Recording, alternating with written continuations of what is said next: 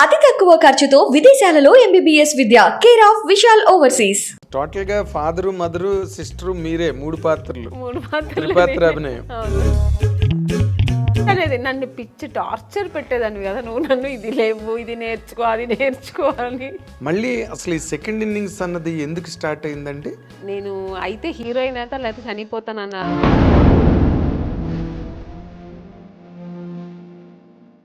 ప్రతిఘటన ఎందుకు వచ్చిందండి? మనం ఏమనుకుంటాం, బో మేము అందంగా ఉన్నాము, మాకు అన్నీ తెలుసు, వెళ్ళిన వెంటనే రామ్మా నువ్వు ఈ సినిమాలో నువ్వే హీరోయిన్ అని రెడ్ కార్పెట్ వేసి వెంటనే ఇచ్చేస్తారా అని ఒక ఊహలో వస్తాం. పడిన కష్టాలు అంటే ఇప్పుడు రకరకాలుగా ఉంటాయండి కష్టాలు. కష్టం అంటే నా ఇది ఏంటంటే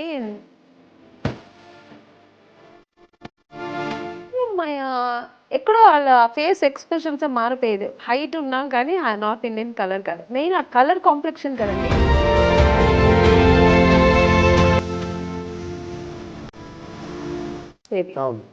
అప్పుడు నేను చాలా మా అమ్మని తిట్టేదాన్ని, నేను ఎందుకు మా నన్ను కలర్గా కనలేదు. హీరోయిన్ అయిన తర్వాత కూడా సక్సెస్ అనేది చాలా ఇంపార్టెంట్ అనేది నాకు తమిళ్లో తెలిసింది. ఎందుకంటే 2 సినిమాలు ఆడలేదంటేనే ఐరన్ లెగ్ అని పక్కన పెట్టేస్తాను. అప్పుడు కాదు ఇప్పుడు అంతే కదా. లేదమ్మా డైరెక్టర్ గారు ఫొటోస్ చూసాను, ఫొటోస్ ఎప్పుడు బాగానే ఉందంటారండి, డైరెక్టర్ చూస్తే వద్దంటారు ఎందుకు. ఆయనకు కూడా ఒక చిన్న షాక్ వచ్చింది, ఈ అమ్మాయి అన్నట్టుగా చూసి. ఎందుకంటే మీరు ఇంతమంది హీరోయిన్ లిస్ట్ లో మీకు బాగా క్లోజ్ ఫ్రెండ్స్ అని చెప్పుకునే వాళ్ళు ఎవరండి? అంత క్లోజ్ అని లేదన్నమాట అమ్మాయి. కానీ మరి అమ్మాయి పోయింది అలాగా, పక్కన మనుషులు ఉన్నారని ఏడ్చేసానండి, అనిపించింది ఆ టైంలో అలా ఏడ్చేసాను. ఇప్పుడు అమ్మాయిని తలుచుకున్న రోజు ఉండదు నాకు. ఎప్పుడైనా సినిమాలు వస్తే తన సినిమాలు చూస్తే జగతి బాబుని చేసుకుంటుందని తెలుసు నాకు కూడా.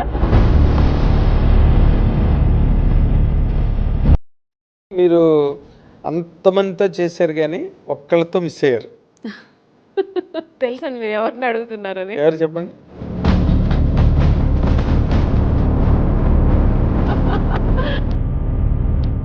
అది అదొక్క అసంతృప్తి ఉందండి, ఆర్టిస్ట్ గా అదొక్కటి ఉంది. ఈ రోజుల్లో ఈ కాస్టింగ్ కోచ్ అని చెప్పాను కదా, ఫేస్ చేశాను నేను కూడా. తెలుగు మన తమిళ్లో చాలా ఫేస్ చేశాను నేను కూడా. Casting couch problem. అవునండి, ఇప్పుడు ఓకే అండి 2 పీసెస్ వేయాలండి, మీకు ఇక్కడ స్ట్రెచ్ మార్క్ లా ఉంటుంది కదా, అలా ఉందంటే నాకే ఎందుకు ఉంటుందండి స్ట్రెచ్ మార్క్, నాకు లేదండి అండి. లేదు ఒకసారి చూపిస్తే బాగుంటుంది.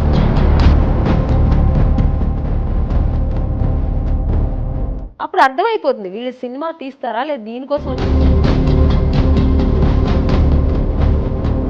మొన్న ఒక హీరోయిన్ అలాగ వచ్చారు, మేము చూడకుండా వేసుకున్నాం, చూసిన తర్వాత స్పాట్లో చూసాము, మీరు కొంచెం బట్టలు ఇప్పి చూపించండి.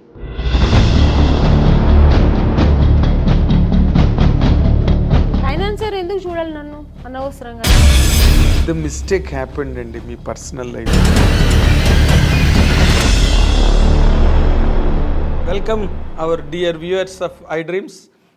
ఈరోజు మనతో పాటు స్టూడియోలో ఉన్న ఈ స్పెషల్ గెస్ట్ కెరీర్లో చాలా మైల్ స్టోన్స్, అంటే ఒక నటిగా చాలా అద్భుతమైన పాత్రలు చేసి మొత్తం క్లాస్ మాస్ ప్రేక్షకులన్న తేడా లేకుండా అందరినీ ఆకట్టుకుని తనదైన ఒక కెరీర్ని, ఒక ట్రాక్ రికార్డుని నిలబెట్టుకున్న ఒక ఎమినెంట్ యాక్ట్రెస్. ఆవిడ పేరే ఆమని. ఆవిడ ఈరోజు మనతో పాటు స్టూడియోలో ఉన్నారు. వెల్కమ్ ఆమని గారు, వెల్కమ్. లేట్గా వచ్చినా లేటెస్ట్గా వచ్చారని లేదు సార్, ఒక అందువేళ ఒక పని పడింది, మీ హీరోయిన్లతో మాకు అలవాటు అయిపోయింది. ఈ మధ్యన మన హైదరాబాద్ లో బెంగళూరు లాగా ఫుల్ ట్రాఫిక్, బొమ్మల కొలువులాగా కార్లు నిలబడి ఉంటాయి రోడ్డు మీద, చాలా దాటుకుని రావడాలంటే ఏదో ఐ అండర్స్టాండ్. దానికి తోడు ఈ వర్షం ఒకటి 2 రోజులు బట్టి అయినప్పటికీ మీరు టైం స్పేర్ చేసుకుని వచ్చినందుకు అండ్ మా ఐ డ్రీమ్ తరఫున మీకు థ్యాంక్స్ చెప్తున్నాను ఫస్ట్ ఆఫ్ ఆల్. అయితే మీరు స్టూడియోలో ఉన్నప్పుడు మీలాంటి వాళ్ళని ఇంటర్వ్యూ చేసినప్పుడు ఎక్కువ సీరియస్గా సిన్సియర్గా అబ్జర్వ్ చేస్తారు వ్యూవర్స్ అందరూ కూడా, అండ్ కామెంట్లు చేసేవాళ్ళు కూడా రెడీగా ఉంటారు, ఎలా అడుగుతారు ఈవిడ ఏం చెప్తారు అని.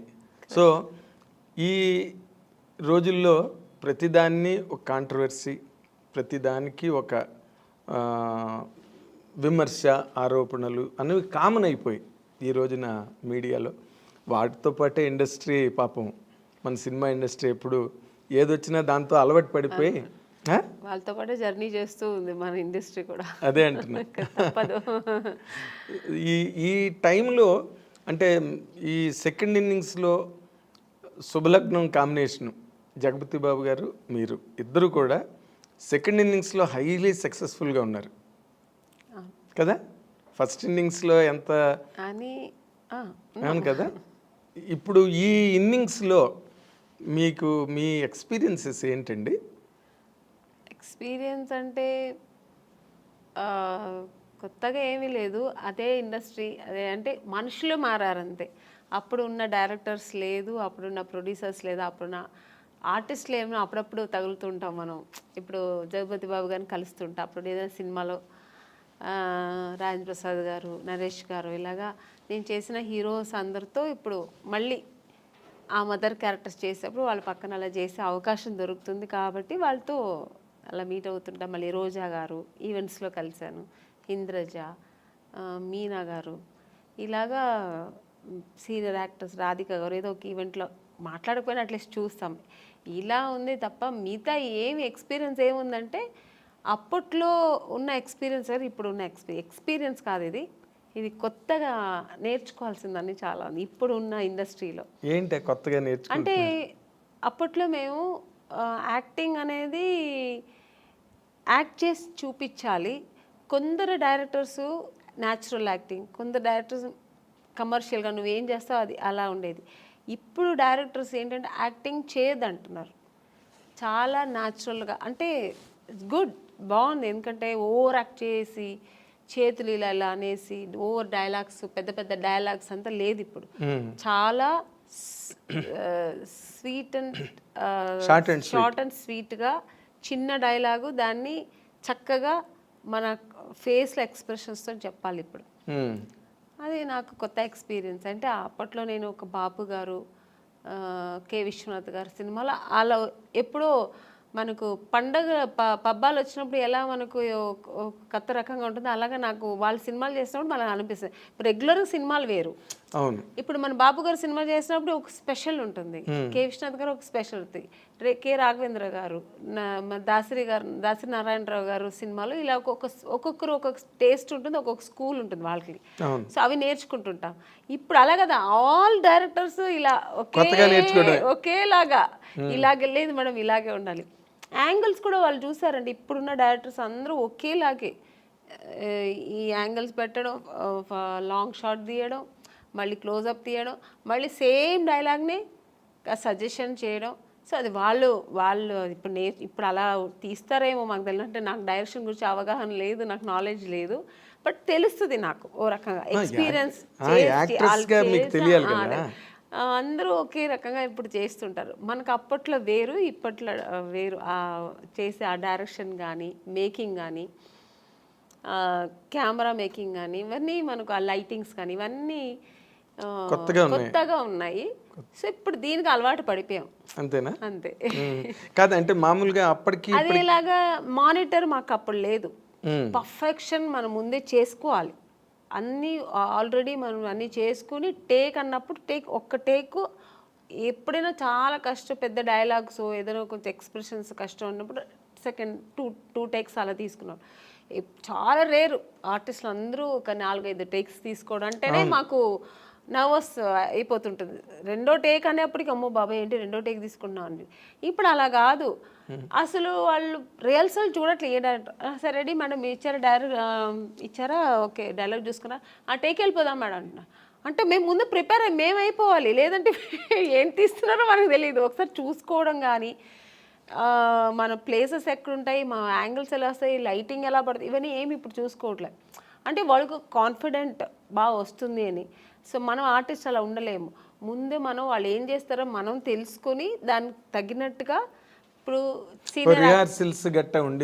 అప్పుడు రిహార్సల్ ఎక్కువ ఉండేది, టేక్ తక్కువ ఉండేది. ఇప్పుడు టేక్లు ఎక్కువైపోయింది, రిహార్సలే ఉండట్లేదు. ఇప్పుడు టేక్ అంటే బాగా రాలేదు ఇంకో 1 more మరి ఎందుకంటే డిజిటల్ కదా, వాళ్ళకి ప్రాబ్లం లేదు, Film problem లేదు ప్రాబ్లం లేదు కదా, ఆ టెన్షన్స్ వాళ్ళకి లేదు. బట్ మాకేమనిపిస్తుంది, ఒక టేక్ రెండో టేక్ అప్పట్లో ఉన్న ఆర్టిస్టులు అందరికీను ఒకసారి అన్ని పక్కా చూసుకొని ఒకే టేక్ చేసేయచ్చు కదా, మళ్ళీ మళ్ళీ ఎందుకు చేస్తారు?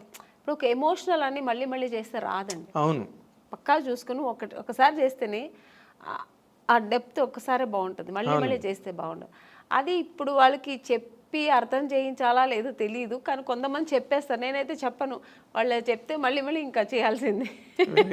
కరెక్ట్. సో అలాగా ఈ డిఫరెన్సెస్ ఉండ తప్ప నార్మల్గా అయితే బాగుంది ఇండస్ట్రీ, చాలా బాగుంది.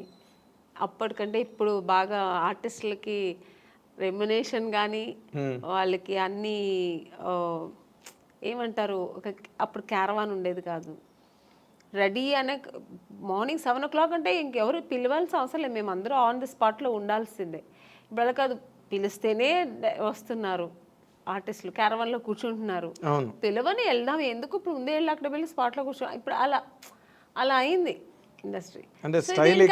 ఆ స్టైల్ అని కాదు, అంతే, అది ఇప్పుడు ఉన్న జనరేషన్ ట్రెండ్. ఎవరికి పర్వాలేదు, ఆర్టిస్ట్ పిలిస్తే వస్తారు, ఎందుకు వాళ్ళే చెప్తారు. కూర్చొని ఉంటే మేడం మీరు వెళ్ళి క్యారవాన్లో కూర్చోండి మేడం మేము పిలుస్తామంటారు, వాళ్ళే అంటారు. అలాంటప్పుడు మనం ఏమి చేయలేము. మీకు ఒక రకంగా అది కంఫర్ట్ కదా, కంఫర్ట్, చాలా కంఫర్ట్. ఇప్పుడు అంటే నాకు ఎలా అంటే కంఫర్ట్ అని, ఇప్పుడు మనం చేస్తుంటే ఇంకో ఆర్టిస్ట్ చేస్తుంటే వాళ్ళు ఎలా చేస్తారో మేము అప్పుడు అబ్జర్వ్ చేసేవాళ్ళం. ఇప్పుడు మనది అయిపోయింది వెళ్ళి కూర్చుంటే ఇక్కడ ఏం జరుగుతుంది, నెక్స్ట్ సీన్ ఏమవుతుంది, ఇవన్నీ మనకు తెలియట్లేదు. అప్పట్లో అలా కాదు, మేము అందరూ స్పాట్లో ఉంటే, ఇప్పుడు అప్పట్లో ఇప్పుడు శారద గారు ఉన్నారు, చేస్తుంటే ఆవిడ ఎక్స్ప్రెషన్స్ చూసేవాళ్ళం మేము. సో ఎక్స్పీరియన్స్ అయ్యేది, కాసేపు కూర్చొని మాట్లాడితే వాళ్ళ ఎక్స్పీరియన్స్ మనతో చెప్పుకునేవాళ్ళు. నాగేశ్వరరావు గారితో అంతా కూర్చుంటే అసలు ఆ స్పాట్లోంచి లేచి వెళ్ళేవాళ్ళం కాదు, వాళ్ళ ఎక్స్పీరియన్స్ అంతా చెప్పేవాళ్ళు అనమాట. సో అది మాకు చాలా నేర్చుకోవడానికి, మనకు ఆ టైమింగ్స్ బాగుండేది, అది ఒక స్కూల్ లాగా ఉండేది, ఒక ఫ్యామిలీ లాగా ఉండేవాళ్ళు. సో అవంతా ఇప్పుడు లేదు, దాని గురించి ఎవరు టెన్షన్ కూడా అవ్వట్లేదు, పెద్ద సీరియస్గా తీసుకోవట్లేదు, వచ్చాం మా పని మనం చేసుకుని వెళ్ళిపోతుంటాం అన్నట్టు. సో ఇప్పుడు మేము కూడా దానికి అలవాటు, కొంచెం కాదు మామూలుగానే అలవాటు అయింది, కానీ విచిత్రంగా అనిపిస్తుంది కదా. ఎప్పుడైనా మన సీనియర్ ఆర్టిస్టులు అంతా దొరికినప్పుడు కూర్చొని మాకు అలవాటు కాబట్టి అలా మాట్లాడతాం. ఇంకా కొత్త వాళ్ళతో మనకు పని ఉండదు, వాళ్ళు అలాగే ఉంటారు రిజర్వ్డ్గా, ఇంకా వాళ్ళ పనులు చేస్తే మనం ఆ పని చేస్తాం. అంటే వాళ్ళ జనరేషన్ వాళ్ళ జనరేషన్ వాళ్ళతో కలిసి మెలిసి బాగుంటారు. ఇంకా మనం దాన్ని ఫీల్ అవ్వకూడదు, ఏమీ లేదు, సరే అంతే. ఇంకా ఇప్పుడు ఇంకోటి వచ్చింది సార్, ఫోన్స్.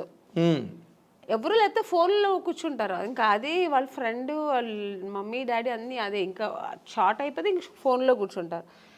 మనం ఏం జరుగుతున్నదో ఏం తెలియదు, అక్కడ షార్ట్ అయిపోయి ఇంకా వాళ్ళు ఎలా చేస్తున్నారు అవన్నీ ఫోన్లో కూర్చుంటారు. ఇప్పుడు ఇలా అయిపోయింది అంటే ఎవరిని ఇక్కడ తప్పు చెప్పడానికి లేదు, ఆ అట్మాస్ఫియర్ అలా, ఎన్విరాన్మెంట్ అలా అయిపోయింది మనకు, దానికి తగినట్టుగా మనం కూడా వెళ్ళిపోతాడు. Very nice, very nice. అయితే ఇప్పుడు నార్మల్గా ఈ ఫస్ట్ ఇన్నింగ్స్లో హైలీ సక్సెస్ఫుల్గా ఉన్నవాళ్ళు ఈ రోజున సెకండ్ ఇన్నింగ్స్లోకి వచ్చేసరికి, అంటే మీరు చెప్పిన ట్రెండ్లు ఫాలో అవుతూనే, బట్ వాళ్ళు మంచి పొజిషన్స్లో ఉన్నారు సినిమా ఇండస్ట్రీలో.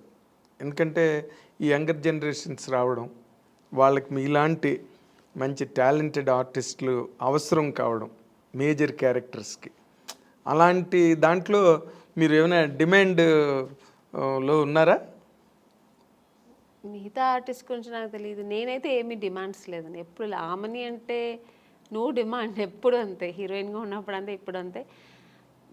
క్యారెక్టర్ వింటాను, నచ్చితే ఓకే బాగుంది చేస్తాను. అలాగే నా డిమాండ్స్ ఏమి లేదు, నా గురించి తెలుసు ఇండస్ట్రీలో. వాళ్ళు నేను అడగకముందే ఒక సీనియర్ ఆర్టిస్ట్ అని ఆ రెస్పెక్ట్ అందరికీ ఉంది ఇప్పటికీ, ఆ రెస్పెక్ట్ నాకు ఇస్తారు. డిమాండ్స్ నేను చేయాల్సిన అవసరం లేదు, వాళ్ళే నాకు మీ డిమాండ్ వాళ్ళే దృష్టిలో పెట్టుకొని నాకు చేయాల్సింది, నాకు ఇవ్వాల్సింది ఏం చేయాలో, నా ఒక స్పాట్కి వస్తే మాకు ఆర్టిస్ట్కి ఏం చేయాలి, వాళ్ళకి వాళ్ళకి ఎలా అనుకూలం చేసి ఇవ్వాలి, వాళ్ళకి అన్ని కంఫర్ట్స్ ఇవ్వాలి అని ఇస్తున్నారు. ఓకే, సో అందుకని అది టెన్షన్ లేదు మాకు. అంటే దాని డిమాండ్ గురించి చేయాల్సిన ఆలోచించాల్సిన అవసరం లేదు, డిమాండ్ చేయాల్సిన అవసరం కూడా లేదు. ఎందుకంటే వాళ్ళకి తెలుసు. సో వీళ్ళు ఇంత జర్నీ చేసి వచ్చారు, ఇంత పెద్ద ఆర్టిస్ట్ అని. నేననే కాదు, ఇప్పుడు పెద్ద పెద్ద ఆర్టిస్ట్ ఎవరైనా సీనియర్ ఆర్టిస్ట్ వాళ్ళందరికీ ఇప్పుడున్న వాళ్ళు ప్రొడ్యూసర్స్ కానీ డైరెక్టర్స్ కానీ ఈవెన్ టెక్నీషియన్స్ కానీ అందరూ ఆ రెస్పెక్ట్ ఇస్తున్నారు, కంఫర్ట్స్ ఇస్తున్నారు. అది మనం లేదని చెప్తే బాగుండదు. అవును, కరెక్ట్ కరెక్ట్. అయితే మీరు ఈ సెకండ్ ఇన్నింగ్స్ స్టార్ట్ చేసే ముందు ఫస్ట్ ఇన్నింగ్స్ ఒక సూపర్ స్టార్ హీరోయిన్గా మీరు కెరీర్కి ఫుల్ స్టాప్ పెట్టి మళ్ళీ సెకండ్ ఇన్నింగ్స్ టేక్ ఆఫ్ అయ్యే మధ్య గ్యాప్ ఉంది కదా, దాన్ని అసలు మీరు ఎట్లా హ్యాండిల్ చేశారండి? ఒకప్పుడు అంత బిజీగా ఉండి 2 షిఫ్ట్లు 3 షిఫ్ట్లు చేసి ఆమెని డేట్లు కూడా దొరకట్లేదు అన్న మాటలు నేను ప్రత్యక్షంగా విన్నవాడిని. అలాంటి ఒక కెరీర్ని ఒక్కసారి పవర్ బ్రేక్ కొట్టి మళ్ళీ సెకండ్ ఇన్నింగ్స్ మధ్యలో గ్యాప్ ఉంది కదా, ఈ గ్యాప్ని మీరు అసలు ఎట్లాగా ఎంజాయ్ చేశారు, ఎట్లా హ్యాండిల్ చేశారు? మోర్ ఇంపార్టెంట్లీ నిజంగా చాలా కష్టమైంది నాకు 1 ఇయర్. అసలు పిచ్చి పట్టేది నాకు. మ్యారేజ్ చేసుకొని వెళ్ళాను నేను, వేరే ఆప్షన్ ఏమీ లేదు. వెళ్ళిన తర్వాత నాకు ఇంట్లో కూర్చోవడం చాలా కష్టమైంది. ఎందుకంటే నాకు కుకింగ్ తెలియదు, అస్సలు తెలియదు. నాకు చిన్నప్పటి స్పూన్ పట్టుకోవడం కూడా తెలియదు. ఎప్పుడైనా కాఫీను టీ అలా చేసేదాన్ని. మా నాన్నగారు అమ్మ చేసి పెట్టిన వంటను వడ్డిచ్చేదాన్ని. ఇది తప్ప నాకు వేరే ఏం తెలియదు. మిగతా పనులన్నీ చేస్తా ఇంట్లో. ఒక ఆడపిల్ల చేయాల్సిన పనులని ఊడవడం కానీ, క్లీనింగ్ కానీ, బట్టలు క్లీన్ చేయడం, ఇవన్నీ చేస్తా. కుకింగ్ మా అమ్మ వదిలేదు కాదు. నీకేం తెలీదురా, నాకు ఇష్టం. నేను ఎప్పుడైనా వెళ్ళి అమ్మ నేను చేస్తానమ్మా ఈరోజు అని ఎప్పుడైనా హాలిడేస్లో చెప్తే కూడా మా అమ్మ తిట్టేది. సో అది నాకు అలవాటే లేదు అసలు. ఇంకా సినిమాకి వస్తే టోటల్గా కాఫీ కూడా మర్చిపోయాను. కాఫీ తాగడం మర్చిపోయాను. ఎందుకంటే అదో హీరోయిన్స్ అంటే అప్పట్లో కలర్ రావంటే కాఫీ తాగితే నల్లబడిపోతారు ఇలా అంతా చెప్పేవాళ్ళు కదా. అందుకని మిల్క్ తాగడం, జ్యూసులు తాగడం, మిల్క్ తాగితే లావ్ అవుతారని జ్యూసులు ఎక్కువ తాగడం, ఇలా అలవాటు అయిపోయి కాఫీ కూడా ఎలా పెట్టడం కూడా మర్చిపోయాను, తాగడం కూడా మర్చిపోయాను. సో తర్వాత వెళ్ళి ఇంకా 1 ఇయర్ కష్టమైంది. ఇంకా ఇలా కుకింగ్ ఎలా చేయాలి నేర్చుకున్నాను, ఫ్యామిలీ ఎలా రన్ చేయాలి. ఇంకా ఆ టెన్షన్స్ వేరు కదా, ఫ్యామిలీ టెన్షన్స్. అది ఫుల్ టైం జాబ్ అది. మనకి ఇలా ఏం టైం ఉండదు. ఇక 6 o'clock ప్యాకప్ అయితే రిలాక్స్ అవ్వడం ఏమి ఉండదు. ఎప్పుడు బిజీ, అది టెన్షన్స్ ఎప్పుడు ఉండదు. సో అవన్నీ నేర్చుకోవడం, లైఫ్ అనేది ఏం నేర్చుకోవాలి అవన్నీ ఆఫ్టర్ మ్యారేజ్ చాలా నేను నేర్చుకున్నాను.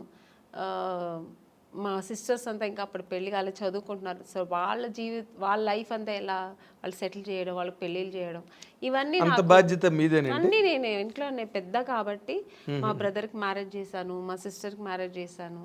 సో ఇవన్నీ నాకు ఫుల్ బిజీ. మీరు చెప్పినట్టు 24 hours బిజీ ఉండేదాన్ని. అసలు అప్పుడు కూడా నిద్ర ఉండేది కాదు నాకు. మా సిస్టర్స్ చదవలేదంటే మార్నింగ్ 4 o'clock లేపి చదువు కూర్చొని అని, నేను ఒక టీచర్ లా నాకు నేను చెప్పివ్వను కాదు, నేను కూర్చుంటా నువ్వు చదువు అనేదాన్ని. సో ఇలా బిజీ అయ్యాను కాబట్టి నాకు అందులో ఒక 1 year కష్టమైంది. తర్వాత అలవాటు అయిపోయింది, ఆ లైఫ్ అలవాటు అయిపోయింది. తర్వాత బాగుంది కూడా లైఫ్ అనుకున్నాను. ఇది కూడా ఒక ఎక్కడికి వెళ్ళక్కర్లేదు, ఇంట్లోనే. సో హ్యాపీగా ఎక్కడ నాకు మామూలుగా బయట వెళ్ళడం అంత పెద్ద ఇంట్రెస్ట్ లేదు. ఈ పార్టీలు పబ్బులు అని వెళ్తారు కదా, నాకు అది లేదు. నాకు ఇంట్లో ఉంటే ఫ్యామిలీ చూసుకోవడం, ఎలాగో ఒక 3-4 hours దేవుడు ఇంట్లోనే గడిపేస్తా. నాకు పూజలు అవన్నీ చాలా ఇష్టం, దేవుడు నమ్మకం ఎక్కువ. సో అక్కడ సగం నాకు టైం. రేపు దేవుడికి ఏ పువ్వులు కొనాలి, ఎంత పువ్వులు కొనాలి, ఎక్కడ కొనాలి, ఇలా ఉంటుంది నాకు ఈ ఆలోచనలు ఎక్కువ. రేపు ఏంటి ఏకాదశ, రేపు ఏం పూజ చేద్దాం, రేపు ఫాస్టింగ్ ఉందామా, సో ఈ ఆలోచనలు ఉంటాయి. పిల్లలకి ఏం డ్రెస్ కొనాలి, మా సిస్టర్స్ అయినా కూడా వాళ్ళకి నేనే వెళ్ళి పర్చేస్ చేసేదాన్ని, షాపింగ్ చేసేదాన్ని. సో ఇలా బిజీ ఉండేదాన్ని. ఓకే, బట్ నేను అంటే చాలామంది హీరోయిన్లతో ఈ ఇండస్ట్రీలో వాళ్ళ అనుభవాలన్నీ చూసాం కాబట్టి ఇన్ జనరల్గా సినిమా కెరీర్లో ఉండే ఛాలెంజెస్ కానీ, లేకపోతే పర్సనల్ లైఫ్ ఫ్యామిలీ లైఫ్లో ఉండే ఛాలెంజెస్ కానీ, వాటిలో మేజర్ డిఫరెన్స్ ఏమైనా మీరు మీరు ఫీల్ అయ్యారా? అంటే కెరీర్లో కొన్ని ఛాలెంజెస్ ఉంటాయి, ఓకే. అలాగే ఫ్యామిలీ లైఫ్ వాటిని మెయింటైన్ చేయడం, బ్యాలెన్స్ చేసుకోవడం, ఆ ఇమోషన్స్ని మేనేజ్ చేసుకోవడం, ఇవన్నీ కూడా ఛాలెంజెస్సేగా.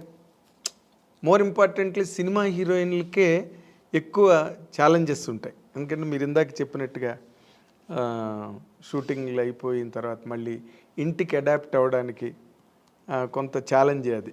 బట్ అదర్ దాన్ దట్ మీరు ఛాలెంజ్గా ఫేస్ చేసిన సిచ్యువేషన్స్ ఏమైనా ఉన్నాయండి అంటే ఫ్యామిలీ లైఫ్లో? చాలా ఉందండి. ఎందుకంటే నేను ఇంటికి మెయిన్ పెద్దమ్మాయి, నేనే ఫస్ట్.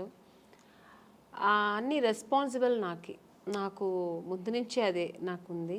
ఎందుకంటే నేను సినిమా ఇండస్ట్రీకి వచ్చినాడు, మా బ్రదర్ చదువుతున్నాడు, మా సిస్టర్ చదువుతుంది, అందరూ చదువుతున్నారు. కాబట్టి సో వాళ్ళ ఎడ్యుకేషన్, వాళ్ళు మళ్ళీ పెళ్ళిళ్ళు, ఇవన్నీ నేను చేసేదాన్ని. అవన్నీ ఛాలెంజింగ్గా చేసేది. ఎందుకంటే నాకు అంత ఏజ్ లేదు. అంటే వాళ్ళు పెళ్ళిళ్ళు చేసేంత, ఇప్పుడు మామూలుగా పెళ్ళిళ్ళు అంటే ఏ ఏజ్లో చేస్తారు? పిల్లలు పెద్దవాళ్ళు అయ్యేప్పటికి ఒక 50 years 53 years బాగా మెచ్యూరిటీ, అప్పుడు మనకు అలా ఉన్నప్పుడు చేస్తాం. కానీ నేనే ఇంకా పెళ్లి చేసుకుని అప్పుడే వెళ్ళాను. ఆ టైంలో వాళ్ళకి పెళ్ళిళ్ళు చేశానంటే మీదే కొత్త పెళ్లి కూతురు టైప్లో నేను నా లైఫ్ ఎంజాయ్ చేయలేదు. ఫుల్ వాళ్ళకి స్పెండ్ చేశాను.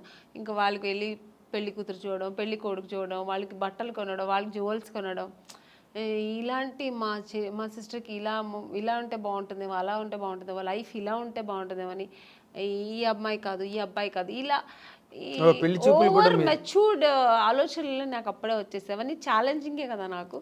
బట్ చేశాను. నాకైతే కొంచెం టెన్షన్స్ ఎక్కువ ఉండేది, కానీ చేశాను. సినిమా టెన్షన్స్ వేరు, ఈ టెన్షన్స్ వేరు. సో అక్కడ కూడా మనకు ఎక్కడ కొద్దిగా ఫైనాన్షియల్ ప్రాబ్లమ్ వస్తే మళ్ళీ అది టెన్షన్. ఇంత గ్రాండ్గా చేయాలి, ఎందుకంటే మా అమ్మాయి, మా సిస్టర్ పెళ్ళి కదా, మా బ్రదర్ పెళ్ళి కదా, గ్రాండ్గా చేయాలి. ఆమ్ని గారు చెల్లెలు అంటారు, ఆమ్ని గారు తమ్ముడు అంటారు అని.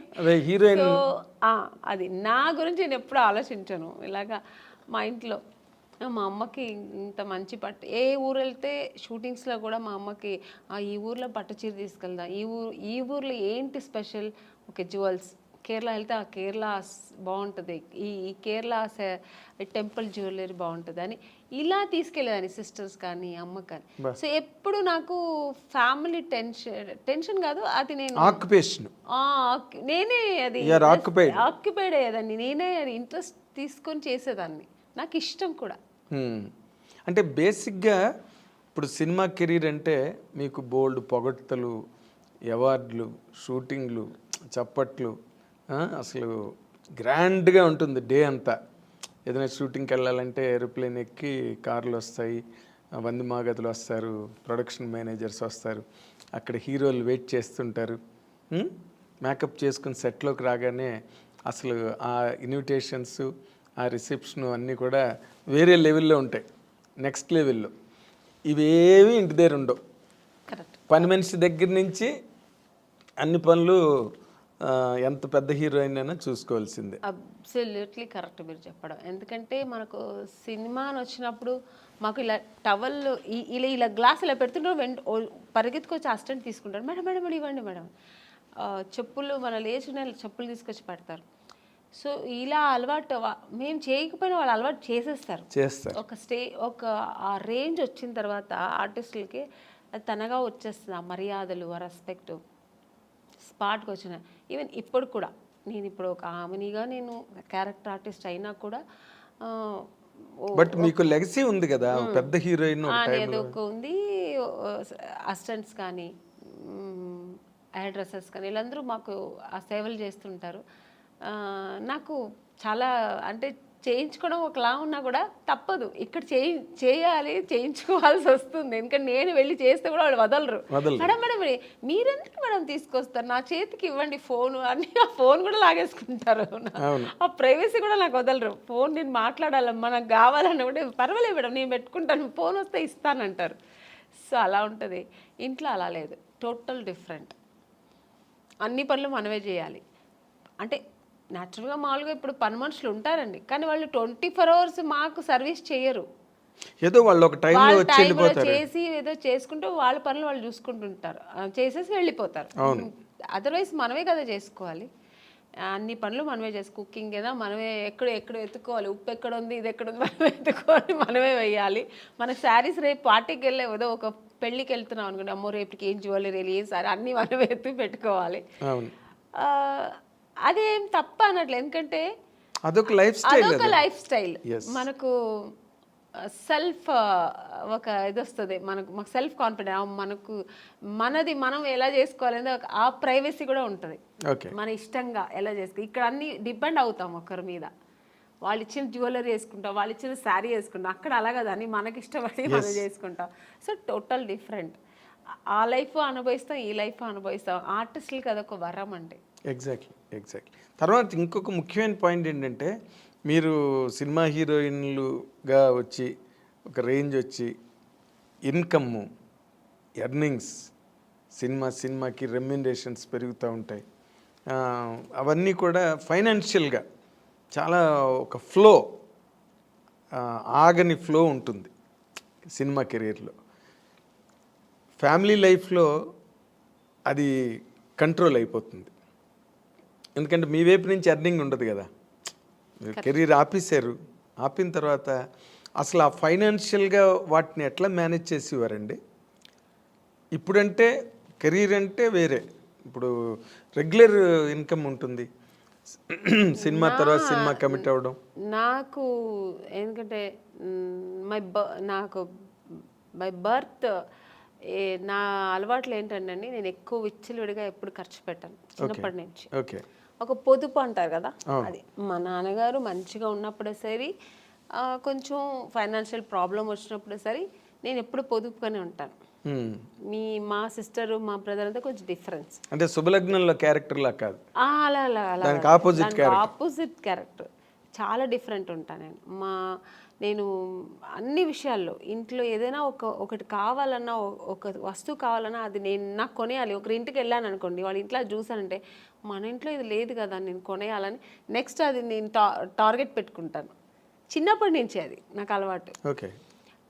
అది లేదు సరే, మా అమ్మ అది కొనమంటే నీకు వేరే పని లేదా, వాళ్ళు పెట్టుకుంటారు మనం పెట్టుకోవాలని అమ్మ అది పెద్ద పట్టించుకునేది. మా నాన్నగారు కూడా అంతే.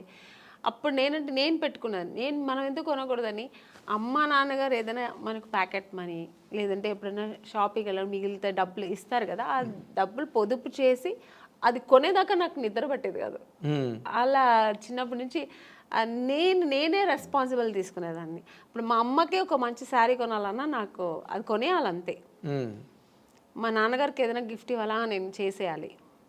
అలా ఒక చిన్నప్పటి నుంచి నేనే ఆ రెస్పాన్సిబుల్ ఎక్కువ తీసుకున్నాను. ఆ వాంటెడ్గా నేనే వాలంటరీగా నేనే వీళ్ళందరికీ చెయ్యాలి, నేనే పెట్టాలి. ఇల్లు క్లీన్గా ఉండాలి. మార్నింగ్ లేచానంటే ఇల్లు ఫస్ట్ నీట్గా ఉండాలి. అంతా ఓసిడి అంతా ఉండదండి. చిన్న చిన్న విషయాలకి చేయగడగడం, ఇల్లు తీసి అక్కడే పెట్టాలి, ఇక్కడ అంత లేదు. ఒక ఇంట్లో ఎంటర్ అయినప్పుడు డీసెంట్ గా నీట్ గా ఉండాలి. ఇల్లు అనిన తర్వాత మరీ అంత అంటే అది ఇల్లులాగా ఉండదు. ఇప్పుడు పిల్లలు పెద్దలు ఇంట్లో గీకుతారు అన్ని ఆ ఏజ్ నుండి చేస్తారు. వాళ్ళు చేయకూడదు, ఇలా పెట్టకూడదు, మరి అంత ఓవర్ నేను స్ట్రిక్ట్గా ఉండను. అంత మరి డిసిప్లిన్ ఉండాలి అంతే. అలాగే నీట్గా ఇల్లు అంటే ఇల్లులా ఉండాలి. కొంచెం అది ఎక్కడ నేర్చుకున్నా, మా నాన్నగారు ఒక వస్తువు పెడితే మా నాన్నగారు మళ్ళీ కళ్ళు మూసుకొని మళ్ళీ అక్కడ చేయి పెడితే దొరకాలి. మా నాన్నగారికి దొరకలేని టెన్షన్ అయిపోయారు. ఇక్కడ పెట్టాను ఎవరు తీశారు అని ఫుల్ అరిచేవారు అనమాట.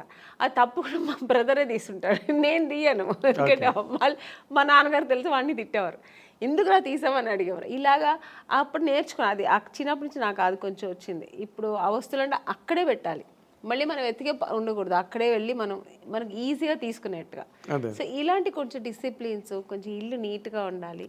ఆ నీట్నెస్ మా ఇంట్లో అందరికీ ఉంది. మా ఇంట్లో మా అమ్మ మా తరతరాంతరం నాకు తెలిసి మా నాన్నగారి సైడ్ కానీ మా అమ్మగారి సైడ్ కానీ కొంచెం ఎక్కువ నీట్నెస్ అనేది, ఓసిడి అంత లేదు, నీట్. అంటే కొంతమంది లేడీస్ ఉంటారు, అమ్మో అది కడిగిందే కడిగి సర్దిందే సర్ది, అది చాలా చిరాకండి. అంత ఉండదు, ఎందుకంటే టైం అంతా దానికి సరిపోతుంది. మళ్ళీ మనకు వేరే ఆలోచన ఉండదు. ఇంకా అంత ఓవర్గా కూడా ఉండను నేను. చేసే పనులు చెయ్యాలి, ఆఫ్టర్ అంతా ఫినిష్ అవుతుంది మళ్ళీ నీట్గా పెట్టాలి. ఇప్పుడు కిచెన్ ఉందండి, పని అయిపోయిందా తర్వాత అంతా నీట్గా ఉండాలి. ఆ కిచెన్ ఎవరైనా వచ్చి చూసినాడు ఏంటి ఇలా పెట్టుకున్నారు కిచెన్ అనకూడదు. నాకు ఆ నీట్నెస్ ఉండాలి. మళ్ళీ అది వెంటనే క్లీన్ చేసేసాలి అంతే. మళ్ళీ అది ఎప్పుడు తుడుస్తూ ఉండాలి, కడుగుతూ ఉండాలి, చేయి కడుగుతూ ఉండాలి, ఇది ముట్టా ఉంటే అయిపోయి చేయి, అలా అంతా ఏం లేదు. ఓకే. అయితే ఇప్పుడు మీరు ఇందాక చెప్పిన దాంట్లో బ్రదర్ మ్యారేజ్ మీరే చేశారు, సిస్టర్స్ మ్యారేజ్ మీరే చేశారు, వాళ్ళకి నగలు కొనాలన్నా చీరలు కొనాలన్నా అంతా మీ డబ్బే. ఇప్పుడు వాళ్ళ పిల్లలు పుట్టిన తర్వాత వాళ్ళ పేర్లు కూడా నేనే పెట్టానండి. నన్నే అడిగారు అక్క ఏం పేరు పెట్టదు నువ్వు సెలెక్ట్ చేయనేవారు. ఈ టెన్షన్స్ అన్ని నాకే పెట్టేవారు అన్నమాట. ఇవన్నీ ఒక ఎత్తు అయితే ఇందాక మీరు చెప్పినట్టు మీరు పొదుపు ఆదాయం చేసి దోబరా చేయకుండా డబ్బుని మీ కెరీర్లో స్టిల్ ఎప్పుడు ఇప్పుడే కాదు ముందు చిన్నప్పటి నుంచి నాకు అది అలవాటు కాబట్టి నేను హీరోయిన్ ఆఫ్టర్ హీరోయిన్ అయిన తర్వాత కూడా విచ్చలవిడిగా నేను ఎప్పుడు డబ్బు వచ్చేసింది కదా అని ఎప్పుడు నేను అలా ఖర్చు పెట్టలేదు. సో ఎప్పుడు పొదుపుగానే పెట్టేదాన్ని. మరి ఆ డబ్బు అంతా మరి వీళ్ళందరికీ ఖర్చు అయింది కదా. వాళ్ళు ఖర్చు పెట్టాలి కదండి, మరి దేనికి పెట్టాలో దానికి పెట్టాలి కదా. నేను నాకేంటంటే ఒకటి నాకు చిన్నప్పుడు స్విమ్మింగ్ నేర్చుకోవాలని ఇష్టం, స్విమ్మింగ్ చేయాలని, కానీ నేర్చుకోలేదు. ఎందుకంటే మా ఇంట్లో మా అమ్మ నాన్న వాళ్ళకి అవకాశం ఉంది కానీ చేయడానికి వాళ్ళకి తెలియదు. మా అమ్మకి మా నాన్నగారికి స్విమ్మింగ్, మా నాన్నకైతే మరీ ఆర్థోడాక్స్, నన్ను స్విమ్మింగ్ పంపించాలి ఇలాంటి చదువుతావా తర్వాత అయిపోయింది ఇది మ్యారేజ్, ఆ మెంటాలిటీ మా నాన్నగారు. మా అమ్మగారికి తెలియదు అవన్నీ చెయ్యాలి, పిల్లలు ఫ్యూచర్కి ఇలా ఉండాలి, ఇవన్నీ నేర్చుకుంటే అమ్మాయిలు కూడా మన అబ్బాయిలు మా బ్రదర్ వాడు అబ్బాయి కాబట్టి బయట వెళ్ళి వాడు అన్నీ నేర్చుకున్నాడు, నేను అలా వెళ్ళలేదు. ఒక సినీ ఇండస్ట్రీకి వచ్చినప్పుడు స్విమ్మింగ్ తెలుసా లేదు, తెలియదు, హార్స్ రైడింగ్ తెలియదు, ఇవన్నీ నాకేంటంటే ఇవన్నీ ప్రాబ్లమ్స్ అయ్యాయండి కెరీర్లో. అవునండి. ఇప్పుడు కొన్ని సినిమాలకి నేను ఇవన్నీ తమిళ సినిమాలో ఫేస్ చేసాం. వాళ్ళు ఫస్ట్ వెళ్ళిన మీకు హార్స్ రైడింగ్ తెలుసా, ఈ సినిమాలో ఒక హార్స్ రైడింగ్ ఉంది మీకు తెలుసా అంటే తెలియదు సార్. ఓకే, దీనివల్ల సినిమాలు నాకు అవకాశం లేకుండా పోయిన ఎన్నో ఇవి సంఘటనలు కూడా జరిగింది నాకు. స్విమ్మింగ్ అయ్యో స్విమ్ సూట్ పోడను మేడం, స్విమ్ సూట్ వేసుకోవాలండి మేడం కాదు, స్విమ్ సూట్ వేసుకోవాలి అమ్మాయి, 2 పీసెస్ వేసుకోవాలి లేదా సింగిల్ ఇలా స్విమ్మింగ్ రాదా అంటే ఆ సినిమా లేదు, అయిపోయింది. అమ్మో స్విమ్మింగ్ నేర్చుకోనందుకు ఇలా అయిందా. పైగా ఇంకొక ఎక్స్పీరియన్స్ ఏంటంటే కొన్ని విషయాలు కొంతమంది నాకు ఫ్రెండ్ సర్కిల్లో స్విమ్ తెలియకుండా నా ఫ్రెండ్ సర్కిల్ చాలామంది చనిపోయాడు. ఎక్కడో ఇప్పుడు వెళ్తారు ఒక టెంపుల్కు లేదంటే ఎక్కడో ఎక్స్కర్షన్ వెళ్ళినప్పుడు ఆ వాటర్లో పడి స్విమ్ తెలియకుండా చనిపోవడం, ఇవన్నీ నేను కొన్ని చూశాను అన్నమాట. అప్పుడు నాకు ఒక భయం వచ్చింది, మనం నేర్చుకుంటే బాగుంటుంది, ఇవన్నీ జనరల్గా ఇవన్నీ నేర్చుకుంటే మనకు మంచిది కదా అని. అప్పుడు నేను మా బ్రదర్ వాడే నేర్చుకున్నాడు, టాలెంట్. మా బ్రదర్ మీ పేరెంట్స్ ఆలోచన అది కాదు, ఆలోచన లేదు, చదువుకున్నంత కాలం చదువుకోవడం, తర్వాత మ్యారేజ్ చేసి మ్యారేజ్ అంతే. ఇందులో స్విమ్మింగ్లు కత్తి ఫైటింగ్లు గుర్రాలు వాళ్ళ ప్లానింగ్ లో లేదు. మా నాన్నగారికి లేడీస్ అంటే ఇలాగే ఉండాలి, అయిపోయిందా పెళ్ళి అయిపోయి సెటిల్ అయిపో, పిల్లలు కనుక్కొని ఒక ఫ్యామిలీ హోమ్లీగా ఉండాలి. మా అమ్మగారు అంతే, మా నాన్నగారు ఏం చెప్తే అదే మా అమ్మగారికి ఎక్స్ట్రా నాలెడ్జ్ ఏమి ఉండదు, ఓల్డ్ టైమర్స్ అలాగే ఉండదు. అందుకని నాకేంటంటే నేను నేర్చుకోలేదు, మా సిస్టర్ నేర్చుకో, మా బ్రదర్ అయితే వాడే అన్నీ అది చెప్పాను కదా, ఓవర్ టాలెంట్, వాడు వెళ్ళి వాడికి ఏదైనా నేర్చుకుంటే వాడే వెళ్ళి చేసేవాడు. వాడు మగపిల్ల వాళ్ళు ఏం అనేవారు కాదు మా ఇంట్లో, నేర్చుకుంటా ఓకే నన్ను వెళ్తావా వెళ్ళి నేర్చుకునేవారు. మా సిస్టర్కి నేను నేర్పించా, మా ఇద్దరు సిస్టర్ జిమ్నాస్టిక్స్, నాకేమేమి ఇష్టమో వాళ్ళ మీద చెయ్యండి అని చెప్పి నేను వాళ్ళని ఫోర్స్ చేసేదాన్ని. వాళ్ళు మార్నింగ్ పొద్దున మా స్విమ్మింగ్, మా అక్క పొద్దున్న 5 o'clock స్విమ్మింగ్ ఏందక్క నాకు తెలియ, వెళ్ళు నేను డబ్బులు కట్టేసాను వెళ్ళు స్విమ్మింగ్. ఈరోజు వాళ్ళకి అంత హ్యాపీ. మరి వాటి వల్ల వాళ్ళకి ఏమైనా ఉపయోగం జరిగిందండి? అవునండి, ఇప్పుడు ఒక స్విమ్మింగ్ తెలుసా అంటే సినిమా కెరీర్ లేదండి, సినిమా కోసమే అన్న అవసరం. ఇప్పుడు స్విమ్మింగ్ సినిమాకనే కాదు కదండి, ఒక ప్లేస్కి వెళ్తాము అందరూ స్విమ్ చేస్తారంటే దాంట్లో మనం వెళ్ళి నాకు స్విమ్ తెలుసు అంటే ఎంత గర్వంగా ఉంటుంది కదా. అంటే సినిమా ఇష్టం కాబట్టి దాన్ని ఎక్కువ ఎంకరేజ్ చేశారు. జిమ్నాస్టిక్, మా సిస్టర్కి జిమ్నాస్టిక్, పియానో, మ్యూజిక్ అవగాహన ఉండాలి, ఇవన్నీ తెలియాలి వాళ్ళకి, జనరల్ నాలెడ్జ్ ఇవన్నీ తెలియాలి అని నేను అవన్నీ వాళ్ళకి నేర్పించి పంపించేదాన్ని. చదువు ఒక్కటే కాదు ఇవి కూడా నేర్చుకోవాలి. బట్ టోటల్గా ఫాదరు మదరు సిస్టరు మీరే 3 పాత్రలు, 3 పాత్రలు త్రిపాత్ర అభినయం. అవును, ఆ? అవును. సినిమాల్లో మా చేయలేదు కానీ సిస్టర్ అనేది నన్ను పిచ్చి టార్చర్ పెట్టేదాన్ని కదా, నువ్వు నన్ను ఇది లేవు, ఇది నేర్చుకో, అది నేర్చుకోవాలి ఓకే. అని అంటుంటుంది ఇప్పుడు కూడా. అదే మీరు సినిమా కెరీర్లో చెయ్యండి, ఫ్యామిలీ కెరీర్లో చేశారు. చేశాను త్రిబుల్ రోల్. ట్రిపుల్ రోల్ అన్ని చేశాను. వాళ్ళందరూ అలాగే అప్పుడు వాళ్ళకి కష్టం అనిపించవచ్చు, కానీ ఇప్పుడు వాళ్ళు హ్యాపీగా ఫీల్ అవుతారు. అన్నీ మా ఒక తల్లి స్థానంలో నాకు అన్నీ చేసింది మా అక్క అని ఇప్పుడు వాళ్ళు ఫీల్ అవుతుంటారు. ఓకే. ఇప్పుడు ఈ సంతృప్తేనా వాళ్ళ వైపు నుంచి మీకు ఏమైనా అంటే మీరు నార్మల్గా ఎప్పుడైనా ఫైనాన్షియల్ క్రంచ్ వచ్చినప్పుడు కానీ, లేకపోతే ఎప్పుడైనా అటువంటి ఇబ్బంది ఎప్పుడైనా మీకు కలిగినప్పుడు వాళ్ళు మీకు సపోర్ట్గా ఉన్నారండి ఆ టైంలో? సపోర్ట్ అంటే నాకు ఆ దేవుడు ఒక పరిస్థితి ఇంతవరకు ఇవ్వలేదండి భగవంతుడు నాకు. బట్ అలాంటి పరిస్థితి చేస్తారండి, అలాంటి పిల్లలే వాళ్ళు. మా సిస్టర్స్ కానీ మా బ్రదర్ కానీ నాకు ఎప్పుడు బ్యాక్ ఉంటారు. నేను ఉన్నాను కదా, నీకెందుకు, ఏమైనా అయితే నేను చూసుకుంటా అన్నట్టుగా మా బ్రదర్ కానీ ఇప్పుడు మా బ్రదర్ ఇప్పుడు ఏముంటాను, ఎందుకంటే నాకు కొంచెం లేట్గా పిల్లలు అయ్యారు, చిన్న పిల్లలు ఇప్పుడు నాకు ఎప్పుడైనా హెల్త్ ఇష్యూస్ వస్తే కూడా నేను వాటితో షేర్ చేస్తుంటా. ఏందరో నాకు భయంగా ఉంది, ఇలాగా అలాగా ఫ్లైట్లో వెళ్తుంటే ఏదో సౌండ్స్ వస్తుంది, నాకు భయం వేస్తుంది అంటూ చాలు. ఏం భయపడవద్దు, నేను దేవుడి దగ్గర ప్రార్థన చేస్తాను, ప్రేయర్ చేస్తాను, నా ఆయుష్ కూడా నీకు ఇవ్వాలనుకుంటా. ఎందుకంటే వాడి పిల్లలు వాళ్ళు తొందరగా పెళ్ళైపోయి వాళ్ళ పిల్లలతో పెద్దవాళ్ళు అయిపోయి సెటిల్ అయిపోయారు. సో అంటే వాళ్ళందరినీ సెటిల్ చేసాక తర్వాత అంటే మ్యారేజ్ చేసుకున్నా నాకు పిల్లలు లేట్గా అయ్యారు అనమాట. సో అందుకని సో అంతా ఒక మంచి మనసు. మా బ్రదర్ కానీ మా సిస్టర్స్ కానీ వాళ్ళందరూ, మా సిస్టర్స్ నేనున్నాను కదక్క, నువ్వు ఎందుకు బాధపడతావు, నేను చూసుకుంటాను నీ పిల్లల్ని అంటారు. ఓకే. So nice. అదే మీరు మీ పిల్లల్ని కూడా లాస్ట్ టైం ఎప్పుడు మనం అనుకున్నప్పుడు కూడా పిల్లలు ఎగ్జామ్స్ అవుతున్నాయండి అయిన తర్వాత నేను వస్తాను చెప్పాను. I remember. అంటే అంత కనెక్టెడ్గా సినిమా కెరీర్లో ఉండడం కష్టం నార్మల్గా అయితే. అవును. బట్ నేను అనుకున్నా అప్పుడు అనమాట మీరు బాగా మంచి హోమ్ బర్డ్ మీరని. అవును.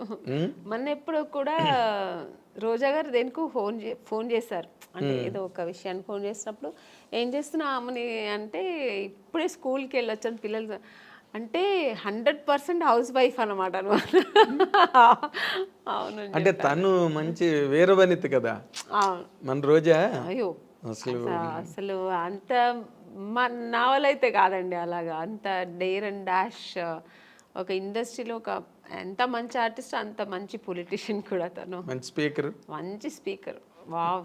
అసలు దేనికి ఎవరికి భయపడదు, ఏది మాట్లాడాలనుకుంటుందో అది అంత డారింగ్ అండ్ డాషింగ్ మాట్లాడుతుంది. సరే తర్వాత దాని మీద విమర్శలు ఎలా వస్తాయి ఏమొచ్చే తర్వాత విషయం, కానీ ముందు మాట్లాడాల్సి ఏమనుకుంటారో అది మాట్లాడేస్తారు, ప్రవాహంలో మాట్లాడేస్తుంది. అయితే మీ ఇందాక coming back to the point, ఇప్పుడు మీరు అంత ఫ్యామిలీ లైఫ్లో అంత ఆక్యుపైడ్గా మీరు అంత నిండా మునిగిపోయి అందులో మళ్ళీ అసలు ఈ సెకండ్ ఇన్నింగ్స్ అన్నది ఎందుకు స్టార్ట్ అయిందండి? అంటే ఫర్ వాంట్ ఆఫ్ ఎర్నింగ్స్ కాదండి, యాక్చువల్గా నాకు సినిమా ఇండస్ట్రీ నేను చాలా ఇష్టపడి వచ్చాను. అవును, ఇంట్లో అందరితో చేసి నేను అయితే హీరోయిన్ అయితే లేకపోతే చనిపోతానన్న ఆ లెవెల్కి వెళ్ళాను నేను అనమాట అప్పట్లోనే. సో అంత ప్రతిఘటన ఎందుకు వచ్చిందండి నాకు? ఏంటి హీరోయిన్ కాకపోతే నేను చనిపోతాను అన్నంత? అంతే. ఫస్ట్ వచ్చి నేను అవ్వాలనేది ఫస్ట్ వచ్చి ఇష్టం అండి, ప్యాషన్. చిన్నప్పటి నుంచి నాకు ఊహ తెలిసినప్పటి నుంచి నేను సినిమాలో చేయాలి నేను ఒక ఆర్టిస్ట్ అవ్వాలి, హీరోయిన్ అవుతానా లేదా ఆర్టిస్ట్ అవ్వాలి. తర్వాత ఒక ఏజ్ వచ్చినప్పుడు నేను హీరోయిన్స్ అంతా రాధా గారు, శ్రీదేవి గారు, జయప్రద గారు, జయసుధ గారు వాళ్ళ సినిమాలను చూసేవాళ్ళు కదా, విజయశాంతి గారు ఫైట్, ఆ ప్రతిఘటన సినిమా అంతా చూసినప్పుడు నేను కూడా ఇలా చేయాలి, ఆ రోల్ మోడల్ వీళ్ళందరూ నాకు. సో ఇలా నేను చేయాలి, హీరోయిన్గానే చేయాలి, హీరోయిన్ అయితేనే ఇవన్నీ చేయగలుగుతాం. సో అక్కడి నుంచి అది స్టార్ట్ అయింది. ఇండస్ట్రీకి వచ్చి ట్రై చేసినప్పుడు ఫెయిల్యూర్ వెళ్ళినప్పుడు మనం ఏమనుకుంటాం, మేము అందంగా ఉన్నాము, మాకు అన్నీ తెలుసు, వెళ్ళిన వెంటనే రామ్మా నువ్వు ఈ సినిమాలో నువ్వే హీరోయిన్ అని రెడ్ కార్పెట్ వేసి వెంటనే ఇచ్చేస్తారా అని ఒక ఊహలో వస్తాం. నేనే కదా, అందరూ వచ్చేవాళ్ళు అలాగే వస్తారు. సో ఒక డ్రీమ్తో వచ్చినప్పుడు ఇక్కడ వచ్చిన తర్వాత ఒక ఇప్పుడు ఒక మౌంటైన్ ఉందండి, అది దూరం నుంచి చూస్తే అది చాలా అందంగా ఉంటుంది, దగ్గర వెళ్ళిన తర్వాత ఎన్ని రాళ్ళు ఉన్నాయి, ఎన్ని ముళ్ళు ఉంటాయి, దాన్ని అక్కడ ఎక్కడానికి ఎంత కష్టం ఉంటుందనేది తర్వాత తెలుస్తుంది. అది అందుకే దూరపు కొండలు నునుపు అంటారు కదా, అలాగే నాకు కూడా నేను అలా అనుకుని వచ్చాను. తర్వాత ఇక్కడ వచ్చిన తర్వాత సో అంత ఈజీ కాదు అనిపించింది. ఇప్పుడైనా మనకి ఇండస్ట్రీ చాలా ప్లాట్ఫామ్స్ ఉంది. ఒకవేళ హీరోయిన్ అవ్వలేదు, ఒక 4-5 సినిమాలు ట్రై చేసాం, దొరకలేదు అనుకోండి, ఓకే లేకపోతే ఏంటి మనం ఏదో చేసుకుందాం, యాంకర్ అవ్వచ్చు, దాంట్లో ట్రై చేయొచ్చు, సీరియల్ హీరోయిన్ అయిపోవచ్చు, చాలా ఉన్నాయి ఇప్పుడు మనకు ఆప్షన్స్ ఎక్కువ ఉన్నాయి. మోడలింగ్ చేయొచ్చు, దానికి తగినట్టుగా మనం మన బాడీని చేసుకుని మోడలింగ్ చేయొచ్చు. ఇలా చాలా ఆప్షన్స్ ఉన్నాయి. నేను వచ్చినప్పుడు ఇండస్ట్రీ ఓన్లీ హీరోయిన్ చేయాలి, లేదంటే సిస్టర్ రోల్, మదర్ రోల్, ఆ ఏజ్లో సిస్టర్ రోల్, లేదంటే ఫ్రెండ్స్ రోల్, ఇలాంటి తప్ప ఆప్షన్ లేదు, ఇంటికి వెళ్ళిపోవాల్సిందే. నాకేమో అది ఇష్టం లేదు, నేను చేస్తే హీరోయినే చేయాలి. అలాంటప్పుడు ఎన్ని కష్టాలు నేను ఎదుర్కోవాల్సి వస్తుంది. అవును, మనం కండిషన్స్ పెట్టుకుంటే కష్టాలే. సో అది అప్పుడు అసలు ఎక్కువ కష్టాలు ఫేస్ చేశారండి బిగినింగ్ లో? తప్పకుండా అండి, ఎందుకంటే నాకు చెన్నైలో ఎక్కువ తమిళ్ ఇండస్ట్రీలోనే ఎక్కువ నేను ట్రై చేశాను. నాకు అప్పుడు తెలుగు టచ్ లేదనమాట. అక్కడ తమిళ్లో ట్రై చేసేటప్పుడు మా నాన్నగారు ఫ్రెండ్, ఫ్యామిలీ ఫ్రెండ్, ఆయనకు కూడా తమిళే తెలుసు, ఆయనకి తమిళ్ అతనే ఆయన కాబట్టి తమిళ్ ఇండస్ట్రీకే ఆయన నన్ను చుట్టి తీసుకెళ్ళేవారు అనమాట, కంపెనీస్ అక్కడ ఉన్నారు ఎల్లమ్మ అక్కడ. సో ఇవన్నీ అక్కడ ఫేస్ చేశాను. బట్ నేను తెలుగులో ఫేస్ చేయలేదు, డైరెక్ట్ హీరోయిన్ అయిపోయాను. నేను అనుకొని వచ్చాను కదా, అది ఇక్కడ దొరికింది. అక్కడ చాలా కష్టమైంది. అంటే ఇక్కడ వచ్చేప్పటికి చాలా ఎక్స్పీరియన్స్ అయింది నాకు. అంటే అక్కడ ఒక ఎస్టాబ్లిష్డ్ పొజిషన్కి వచ్చాక కదా ఇక్కడికి వచ్చాను. అక్కడ ఎస్టాబ్లిష్ అవ్వడానికి ఎస్టాబ్లిష్ అవ్వలేదు, చేస్తున్నప్పుడే అంటే హీరోయిన్ ఛాన్స్ దొరికింది. నేను పడిన కష్టాలకి హీరోయిన్ ఛాన్స్ దొరికింది, బట్ నేను 100% అక్కడ సక్సెస్ అవ్వలేదు, ఇక్కడ సక్సెస్ అయ్యాను. అంటే పడిన కష్టాలు అంటే ఇప్పుడు రకరకాలుగా ఉంటాయండి కష్టాలు. కష్టం అంటే నా ఇది ఏంటంటే, నేను చేసిన ట్రావెల్ ఎలాగంటే వెళ్ళిన వెంటనే ఫొటోస్ చూసేవారండి. అప్పుడంతా ఎక్కువ ఫొటోస్, ఆల్బమ్స్, అవన్నీ ఫొటోస్ చూసి చాలా బాగుంది అమ్మాయిని వెంటనే రమ్మనని వాళ్ళు. వెళ్ళి చూసిన వెంటనే ఈ అమ్మాయి ఎక్కడో వాళ్ళ ఫేస్ ఎక్స్ప్రెషన్స్ మారిపోయేది. వాళ్ళు ఏదో హై ఎక్కడో ఒక ఫుల్ దీంట్లో ఉంటారు, ప్లెడ్జ్లో ఉంటారు. ఈ అమ్మాయి ఇంత అందంగా ఉంటే ఇంక డైరెక్ట్గా ఎంత ఉంటుందో అనుకొని ఒక ఊహలో ఉంటారు. నన్ను చూసిన వెంటనే మేము కొంచెం అంత నార్త్ ఇండియన్ కలర్స్ కాదు, హైట్ ఉన్నాం కానీ నార్త్ ఇండియన్ కలర్ కాదు. మెయిన్ ఆ కలర్ కాంప్లెక్షన్ కదండి ఫస్ట్ మీకు లుక్ ఏమిస్తుందంటే ఆ కలర్ కాంప్లెక్షన్ చూసిన వెంటనే బాగుంది అనేది అనిపించేది. అక్కడ నేను ఫెయిలియర్ అయ్యేదాన్ని, చూసిన వెంటనే కలర్ దెబ్బ కొట్టింది మిమ్మల్ని. ఇంకొకటి మీరు చెప్పినట్టు ఇప్పుడు ఆ స్పీకింగ్ మనం చూసిన కొంతమంది పడపడని మాట్లాడేస్తారు, నేను కొంచెం అలా మాట్లాడను, రిజర్వ్డ్గా ఉంటాను. నమస్తే కూర్చుంటా, అడిగిన దానికి ఆన్సర్ అంతే, ఎక్స్ట్రా మాట్లాడను, నేను మాట్లాడను కూడా. అది ఎంత వాళ్ళకి అమ్మాయి నిజంగానే యాక్టింగ్ చేస్తుందా క్యారెక్టర్ అని ఎక్కడో వాళ్ళకి ఏదో ఫీల్ అయ్యేవారు. సార్ చెప్పి పంపిస్తాం అనేవారు. ఇలా ప్రతి ఒక్క కంపెనీలో జరుగుతుంది. కానీ తమిళ్లో మీరు కలర్ అంటున్నారు, సావిత్రి గారు భయంకరమైన కారు నలుపు, వాణిశ్రీ గారు మామూలు నలుపు కాదు, ఆవిడకి 4 గంటలు 5 గంటలు మేకప్ చేసేవారు వాణిశ్రీ గారు. కరెక్టే అండి, మీరు చెప్పేది కరెక్టే. బట్ నేను వచ్చేప్పటికి ట్రెండ్ చాలా మారింది. అంత అప్పుడు ఉన్నంత ఇప్పుడు సావిత్రి గారు అప్పుడు ఎంత లావు ఉన్నవారు, బట్ చక్కగా ఫేస్ అందంగా ఉంటే ఓన్లీ ఆ ఫేస్ చూసేవారు అనమాట, మీకు ఆ స్ట్రక్చర్ చూసేవాళ్ళు కాదు. ఈవెన్ భానుమతి గారు కానీ మన వాణిశ్రీ గారు కానీ అప్పుడంతా స్ట్రక్చర్ ఏమి చూసేవాళ్ళు కాదు. ఫేస్ వర్క్ అప్పుడు అన్న ఓన్లీ ఎక్స్ప్రెషన్స్, యాక్టింగ్ ఇది చూసేవారు అనమాట. ఆ తర్వాత జనరేషన్ ఇప్పుడు శ్రీదేవి గారు వాళ్ళంతా వచ్చేప్పటికి స్ట్రక్చర్ మెయింటైన్ చేసేవాళ్ళు, అందం అన్నీ వచ్చేసింది కదా. సో అది అప్పటికే మీకు నార్త్ ఇండియన్స్ చాలా మంది వచ్చారు, నగ్మా గారు అప్పటికి వచ్చేసారు, మీ టైంకి వచ్చేసారు. సో అక్కడ అదే వచ్చింది, ఖుష్బూ గారు వీళ్ళందరూ ఇక్కడ ఎంటర్ అయిపోయారండి. అప్పటికి వాళ్ళంతా వచ్చి ఇక్కడ అప్పుడు సామ్రాజ్యం ఏలుతున్నారు. ఆ టైంలో నేను ఎంటర్ అయ్యాను. అప్పుడు ఎలా ఉంటుంది చెప్పండి. సో అంటే కొన్ని సినిమాలకి ఇలా ఉంటే చాలే అనుకొని దొరికేది వేరు. అన్ని కమర్షియల్ సినిమానికి అలా అనుకోరు కదా. ఒక గ్లామర్ హీరోయిన్ కావాలనుకుంటారు, చాలా అందం మంచి కలర్ కావాలనుకుంటారు. సో అక్కడ మనం ఫెయిలియర్ అవుతాం కదా.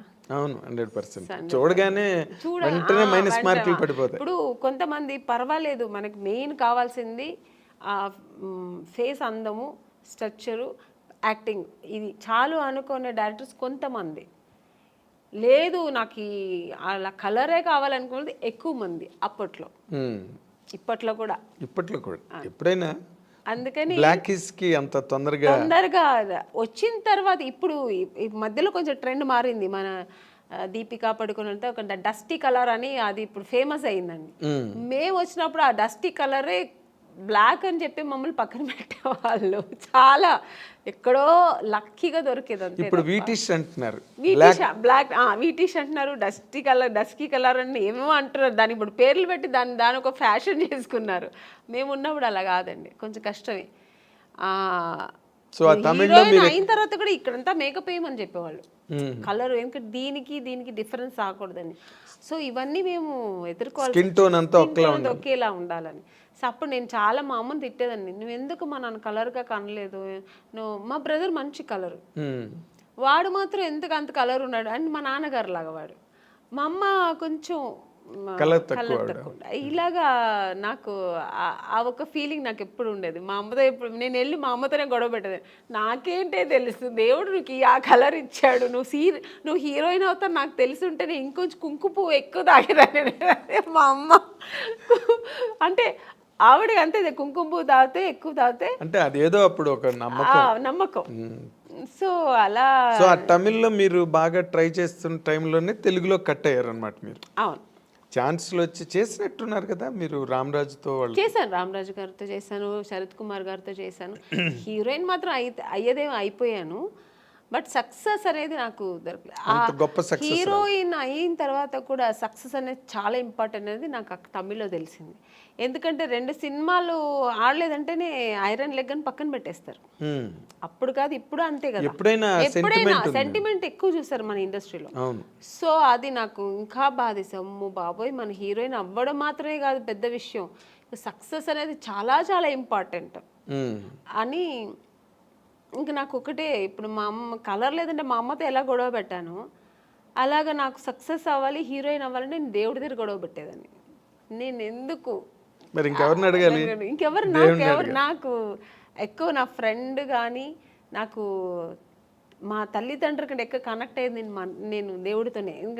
నేను అలా పెరిగాను చిన్నప్పటి నుంచి. కొంచెం మా ఇంట్లో ఎక్కువ ఆధ్యాత్మికంగా, మా నాన్నగారు కొంచెం భక్తి పూజలు ఎక్కువ. మా నాన్నగారు ఎక్కువ టెంపుల్స్కి వెళ్తుంటారు, మా అమ్మ కూడా అంతే, కొంచెం పూజలు. మెడ్రాస్లోనే కల్చర్ ఎక్కువ బేసిక్. లేదు, మేము బేసికలీ బెంగళూరు కదా, ఈవెన్ బెంగళూరులో. సో అది అలవాటు అయిపోయి నాకు దేవుడితో ఎక్కువ కనెక్ట్ అయ్యేదాన్ని నేను.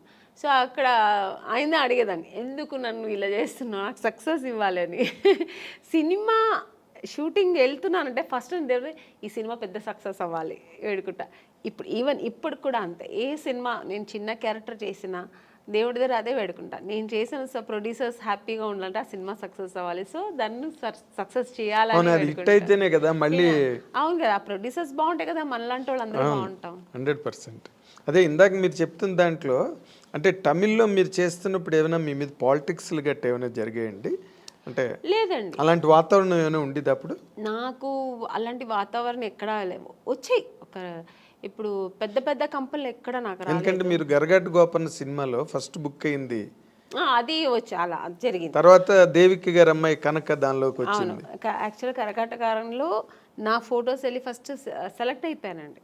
సెలెక్ట్ అయిపోయి ఇంకా షూటింగ్ ఇంకొక 15 days 10 days ఉందన్నప్పుడు అక్కడ ఒక చిన్న కాంట్రవర్సీ జరిగింది. అంటే నన్ను తీసుకెళ్ళి యాక్ట్రెస్ నళిని గారు అని ఉంటారు, అవును, రామరాజు గారు వాళ్ళ వైఫ్, వాళ్ళు సిస్టర్ హస్బెండ్ నన్ను తీసుకెళ్లారు. యాక్చువల్గా ఆయన ముందు నళిని గారికి మేనేజర్ అట. సో అది ఆయన ప్రొఫెషనల్ అనమాట. సో నన్ను తీసుకెళ్ళి చూపించి ఓకే అయింది, నా ఫొటోస్ ఓకే అయింది.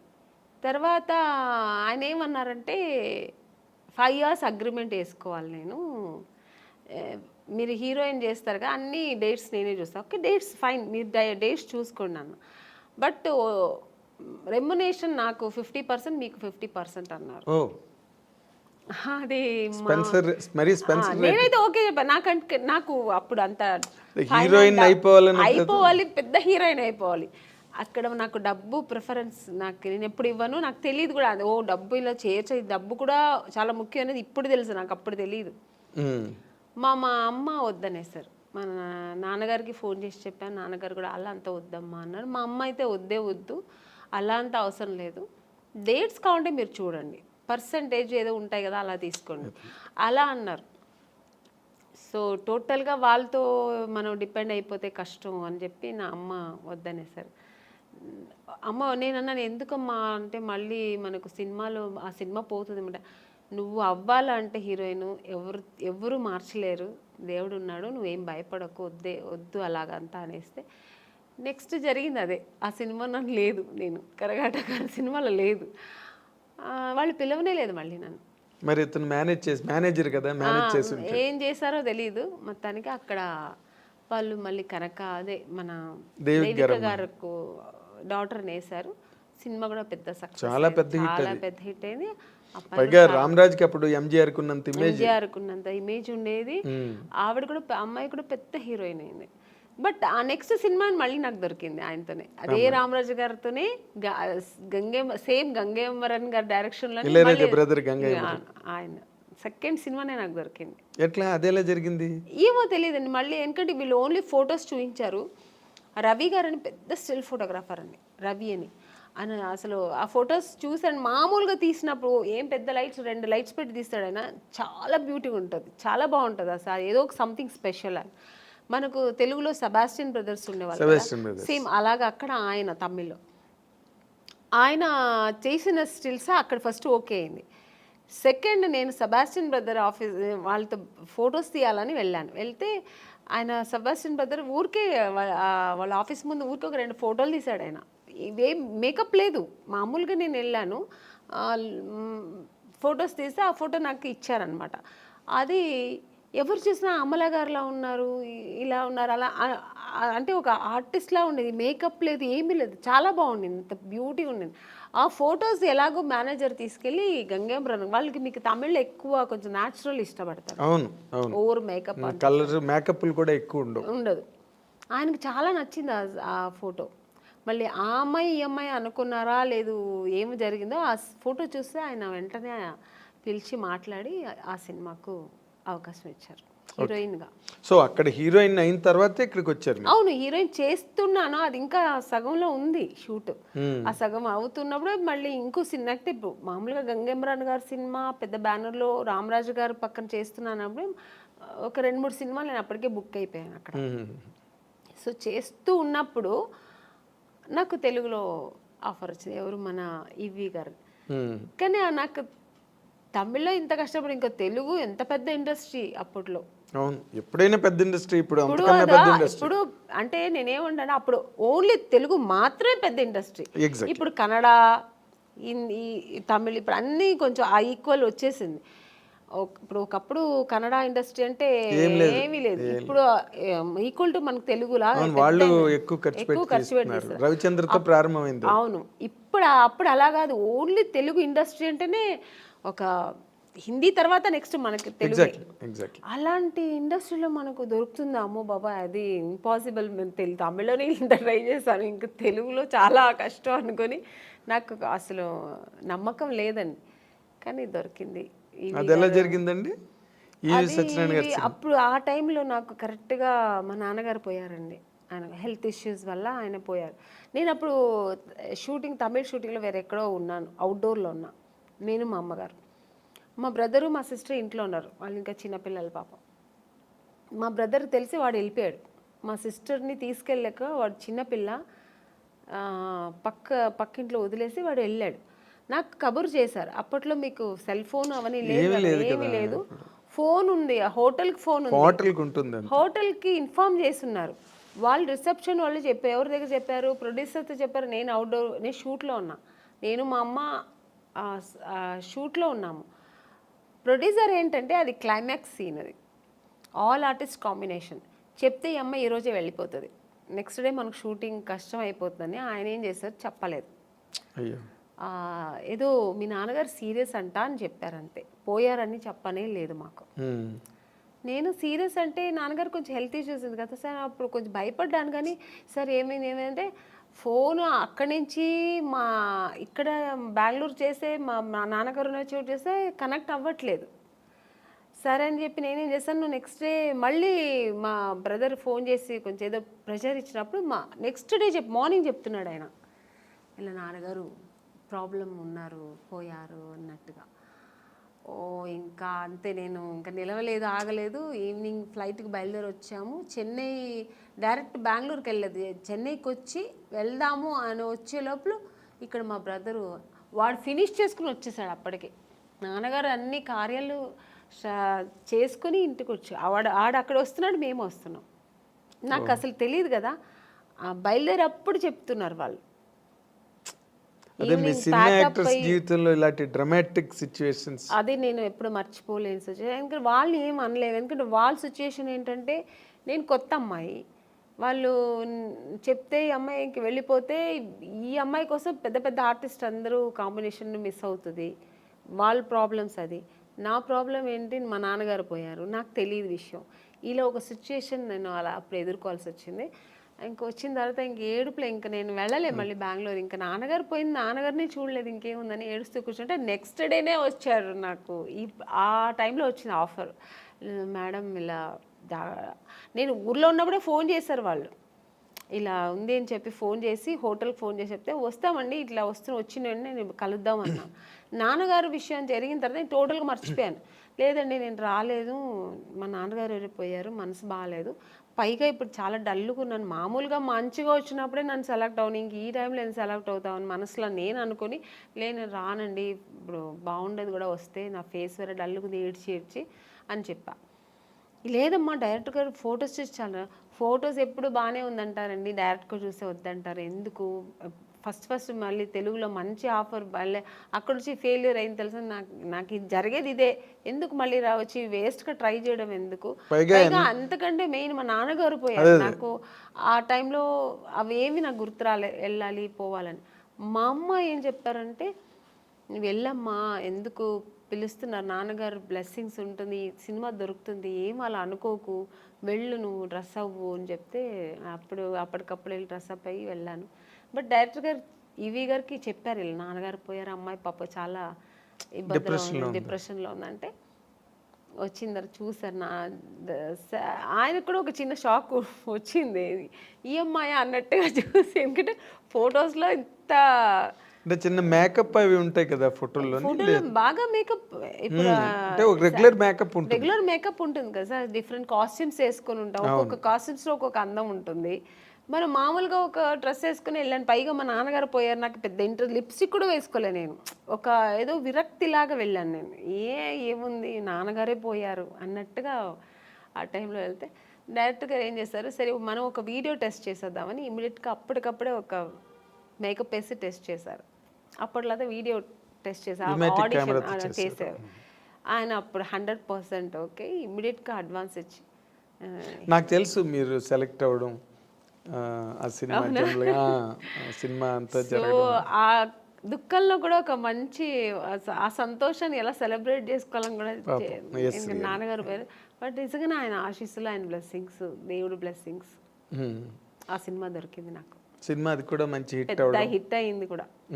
అక్కడి నుంచి నా లైఫ్ తమిళకి దూరం అయిపోయింది, ఇంకా అటు చూడలేదు. ఇంకా ఫుల్ నా తెలుగు ఇండస్ట్రీలో స్థిరపడడం, ఇంకా తెలుగు ప్రేక్షకులతో నేను దగ్గర అవ్వడం, మంచి మంచి సినిమాలు చేయడం. జమ్మలక్కడి పంప తర్వాత ఇమీడియట్ గా మీకు ఆఫర్లు అవి ఎలాగ వచ్చాయండి? చేస్తున్నప్పుడే రేపటి రౌడీని ఒక సినిమా చేశాను. తమిళ్లో రెహమాన్ అని ఒక హీరో ఉంటారు, రఘు లక్ష్మి గారు దాంట్లో లీడ్ రోల్ చేశారు. నాకు అత్తగారు రోల్, అలా మంచి క్యారెక్టర్, అందులో కూడా హీరోయిన్ రోల్. సో ఆ సినిమా చేసిన, ఈ సినిమా రిలీజ్ అయిన తర్వాత ఆ సినిమా రిలీజ్ అయింది, బట్ యావరేజ్ పోయింది. తర్వాత మిస్టర్ పెళ్ళాం ఇలాగా ఇంకా అక్కడి నుంచి మొత్తం మిస్టర్ పెళ్ళాం రిలీజ్ అయిన తర్వాత అవార్డు వచ్చింది అనుకోకుండా. ఒక మంచి అంటే ఆర్టిస్ట్ చాలా పెద్ద హీరోయిన్ అయిపోయారు మీరు మిస్టర్ పెళ్ళం తర్వాత. మిస్టర్ పెళ్ళాం తర్వాత. ఎందుకంటే ఆ సినిమా హిట్ అవడం, రాజేంద్ర ప్రసాద్ గారి కాంబినేషన్, అవతల బాపు గారు డైరెక్టర్. సో అక్కడి నుంచి నాకు నా లైఫ్ కెరియర్ టోటల్గా నేను అనుకున్నది అలా జరిగిందనమాట. అదే నాన్నగారే చూడలేకపోయాను. ఆ టైంలో మా నాన్నగారు నేను నేను హీరోయిన్ అవ్వాలని నాన్నగారు వద్దన్నారు. తర్వాత నాన్నగారు లేదు నువ్వు చేస్తావు, నీకు ఆ కెపాసిటీ ఉంది, నీకు ఇంట్రెస్ట్ ఉంది అని నాన్నగారు అప్రోచ్ చేసినప్పుడేమో నాన్నగారు లేరు చూడ్డానికి. అదన్నీ కొంచెం ఆ టైంలో బాధ అనిపించింది. తర్వాత ఇంకా బాధపడడానికి కూడా టైం లేదు, ఇంకా ఆలోచనలే. ఆయన బ్లెస్సింగ్స్ అలాగే దేవుడి బ్లెస్సింగ్స్తో నేను అలా ట్రావెల్ అయ్యాను.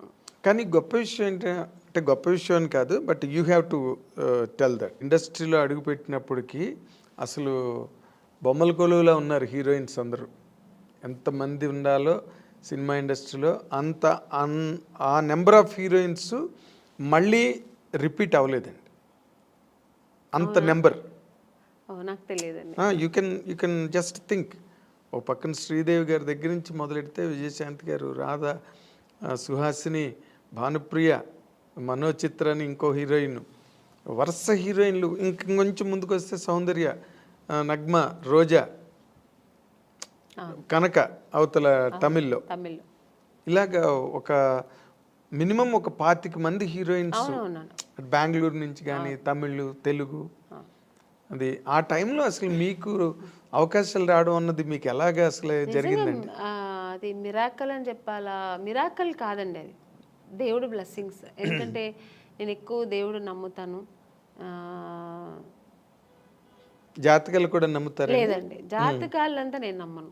నాకు ఒక్కటి దేవుడు లేకుండా ఏమీ జరగదు, ఆయన అనుకుంటేనే అన్ని జరుగుతుంది అని ఒక నమ్మకం ఎక్కువ. భగవంతుడి మీద ఎక్కువ నమ్మకం. అలాగే నాన్నగారు బ్లెస్సింగ్స్ నా మీద ఎక్కువ ఉంటుంది ఎప్పుడు. ఎందుకంటే నేను ఎక్కువ నాన్న అంటే చాలా ఇష్టం నాకు. ఆడపిల్లలకి సాధారణంగా తండ్రి ఎందుకంటే అమ్మ మీద ప్రేమ లేదని కాదు, ఎక్కువ నాన్నగారితో గారాభంగా ఉండేదాన్ని. సో అందుకని ఫస్ట్ హీరో నాన్నే కదా ఆడపిల్ల. అందుకని ఇప్పుడు మా నాన్నగారికి ఇంట్లో ఉన్నప్పుడు ఆయనకి దీపం పెట్టకుండా ఉన్నాను. రోజు ఆయనకి దీపం పెడతాను. దేవుడికి అంతే, ఆయన ప్రార్థన లేకుండా ఒక్కరోజు కూడా ఉండదు. పూజ ఒకవేళ చేయకపోయినా దేవుడిని తలుచుకోకుండా ఒక్క రోజు కూడా ఉన్నాను. సో ఆ దేవుడు బ్లెస్సింగ్స్ నాకు ఎక్కువ అని నేను అనుకుంటున్నా. నా నమ్మకం అది. మీ టాలెంట్ కాదు, సెకండ్ అది. ఇప్పుడు నాలాగా టాలెంట్ ఎంతమందికి లేదండి.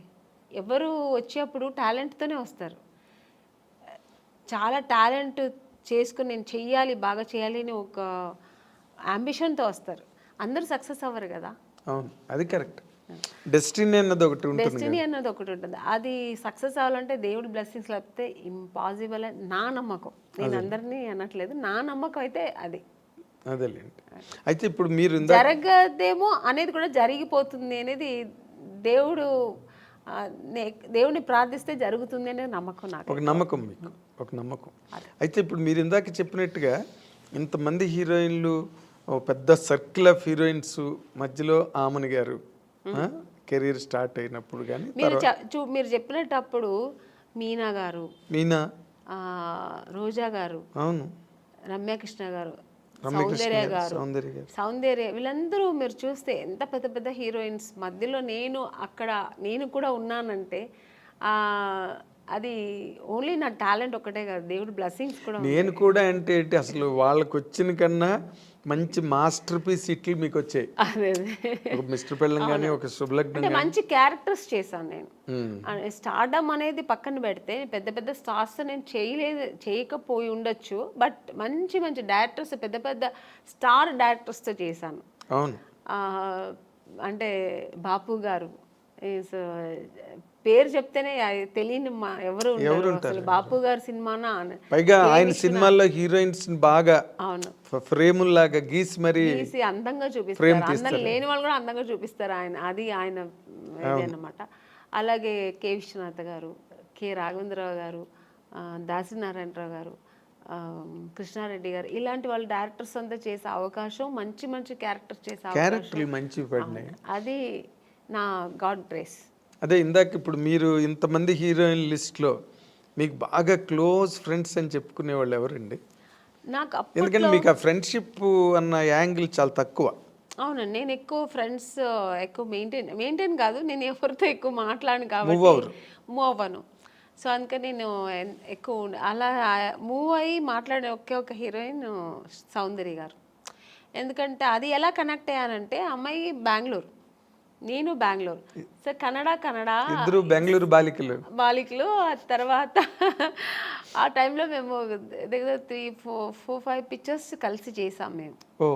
సో చేసినప్పుడు అన్నా చెల్లెలు, అమ్మ దొంగ ఇలా చేసామన్నమాట. అది చేసినప్పుడు మేమిద్దరు ఆల్మోస్ట్ మా కాంబినేషన్ ఉండేది, ఇద్దరు పక్కన పక్కన కూర్చొని, ఆ అమ్మాయి కూడా ఒక కిడ్ లాగే, ఇంకా వేరే ఏం ఉండదు ఆలోచన. మా కన్నడ సినిమా సాంగ్స్ పాడుకుని, ఆ కన్నడ మాట్లాడడం అనేది అమ్మాయికి నా మీద ఎక్కువ ప్రేమ వచ్చేసింది, నాకు ఆ అమ్మాయి మీద ప్రేమ వచ్చింది. కన్నడ సాంగ్స్ మాట్లాడడం ఇలా కనెక్ట్ అయ్యాం అనమాట.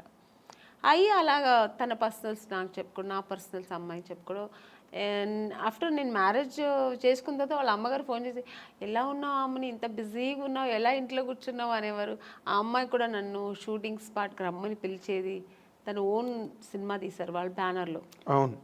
అప్పుడు ఇక్కడ బ్రదర్ అమరు, అవును, రామని నాకు బోర్ కొడుతుంది, ఒంటరిగా ఉన్నాను అని, ఎక్కడో మైసూరు దగ్గర సోమనాథ్పూర్ అని షూటింగ్లో నేను వెళ్ళలేకపోయాను, వస్తానని చెప్పాను. సో అలా చాలా దగ్గర ఉండింది. ఆఫ్టర్ మ్యారేజ్ తర్వాత కూడా నేను ఫ్రెండ్షిప్ కంటిన్యూ అయిందంటే ఒక సౌందర్య. తన నాన్నగారు పోయినప్పుడు కూడా నాకు ఫోన్ చేసి ఓన్లీ ఏడ్ చేసి, నువ్వు ఇప్పుడు రా, నేను కలవాలి, నీతో మాట్లాడాలి నేను అంటే, టైం అప్పుడు 10 o'clock అయిపోయింది. నేను షూట్ చేసుకుని వచ్చాను హైదరాబాద్లోనే, తను ప్రశాంత్ కుటీర్లో ఉంది, నేను హోటల్లో ఉన్నాను. నేను కూడా ఏదో హోటల్లో ఉన్నాను. చెప్పేదాన్ని వెంటనే కారు వేసుకుని వచ్చాను అనమాట ప్రశాంత్ కుటీర్. వస్తే కూర్చొని, ఎందుకంటే అమ్మాయి సెంటిమెంట్గా ప్రశాంత్ కుటీర్ చాలా ఎంత పెద్ద హీరోయిన్ ప్రశాంత్ కుటీర్లో ఉండేది. ఇప్పుడు మేమందరూ కూడా ఒక స్టేజ్ వచ్చిన తర్వాత హోటల్స్ మారాము, అమ్మాయికి అసలు మారలేదు, ఆ రూమ్ మారలేదు, ఆ ప్రశాంత్ కుటీర్ని వదలలేదు. అంతే వెజిటేరియన్ ఫుడ్. అవును, ప్రశాంత్ కుటీర్ బాగుంటుంది, అది ఒక ఈ హోమ్లీగా ఇల్లు అట్మాస్ఫియర్ ఉంటుంది. సో అక్కడ వెళ్తే అసలు నన్ను హగ్ చేసుకుని బోర్ నేర్చేసింది, చిన్నపిల్లలాగా ఏంటి.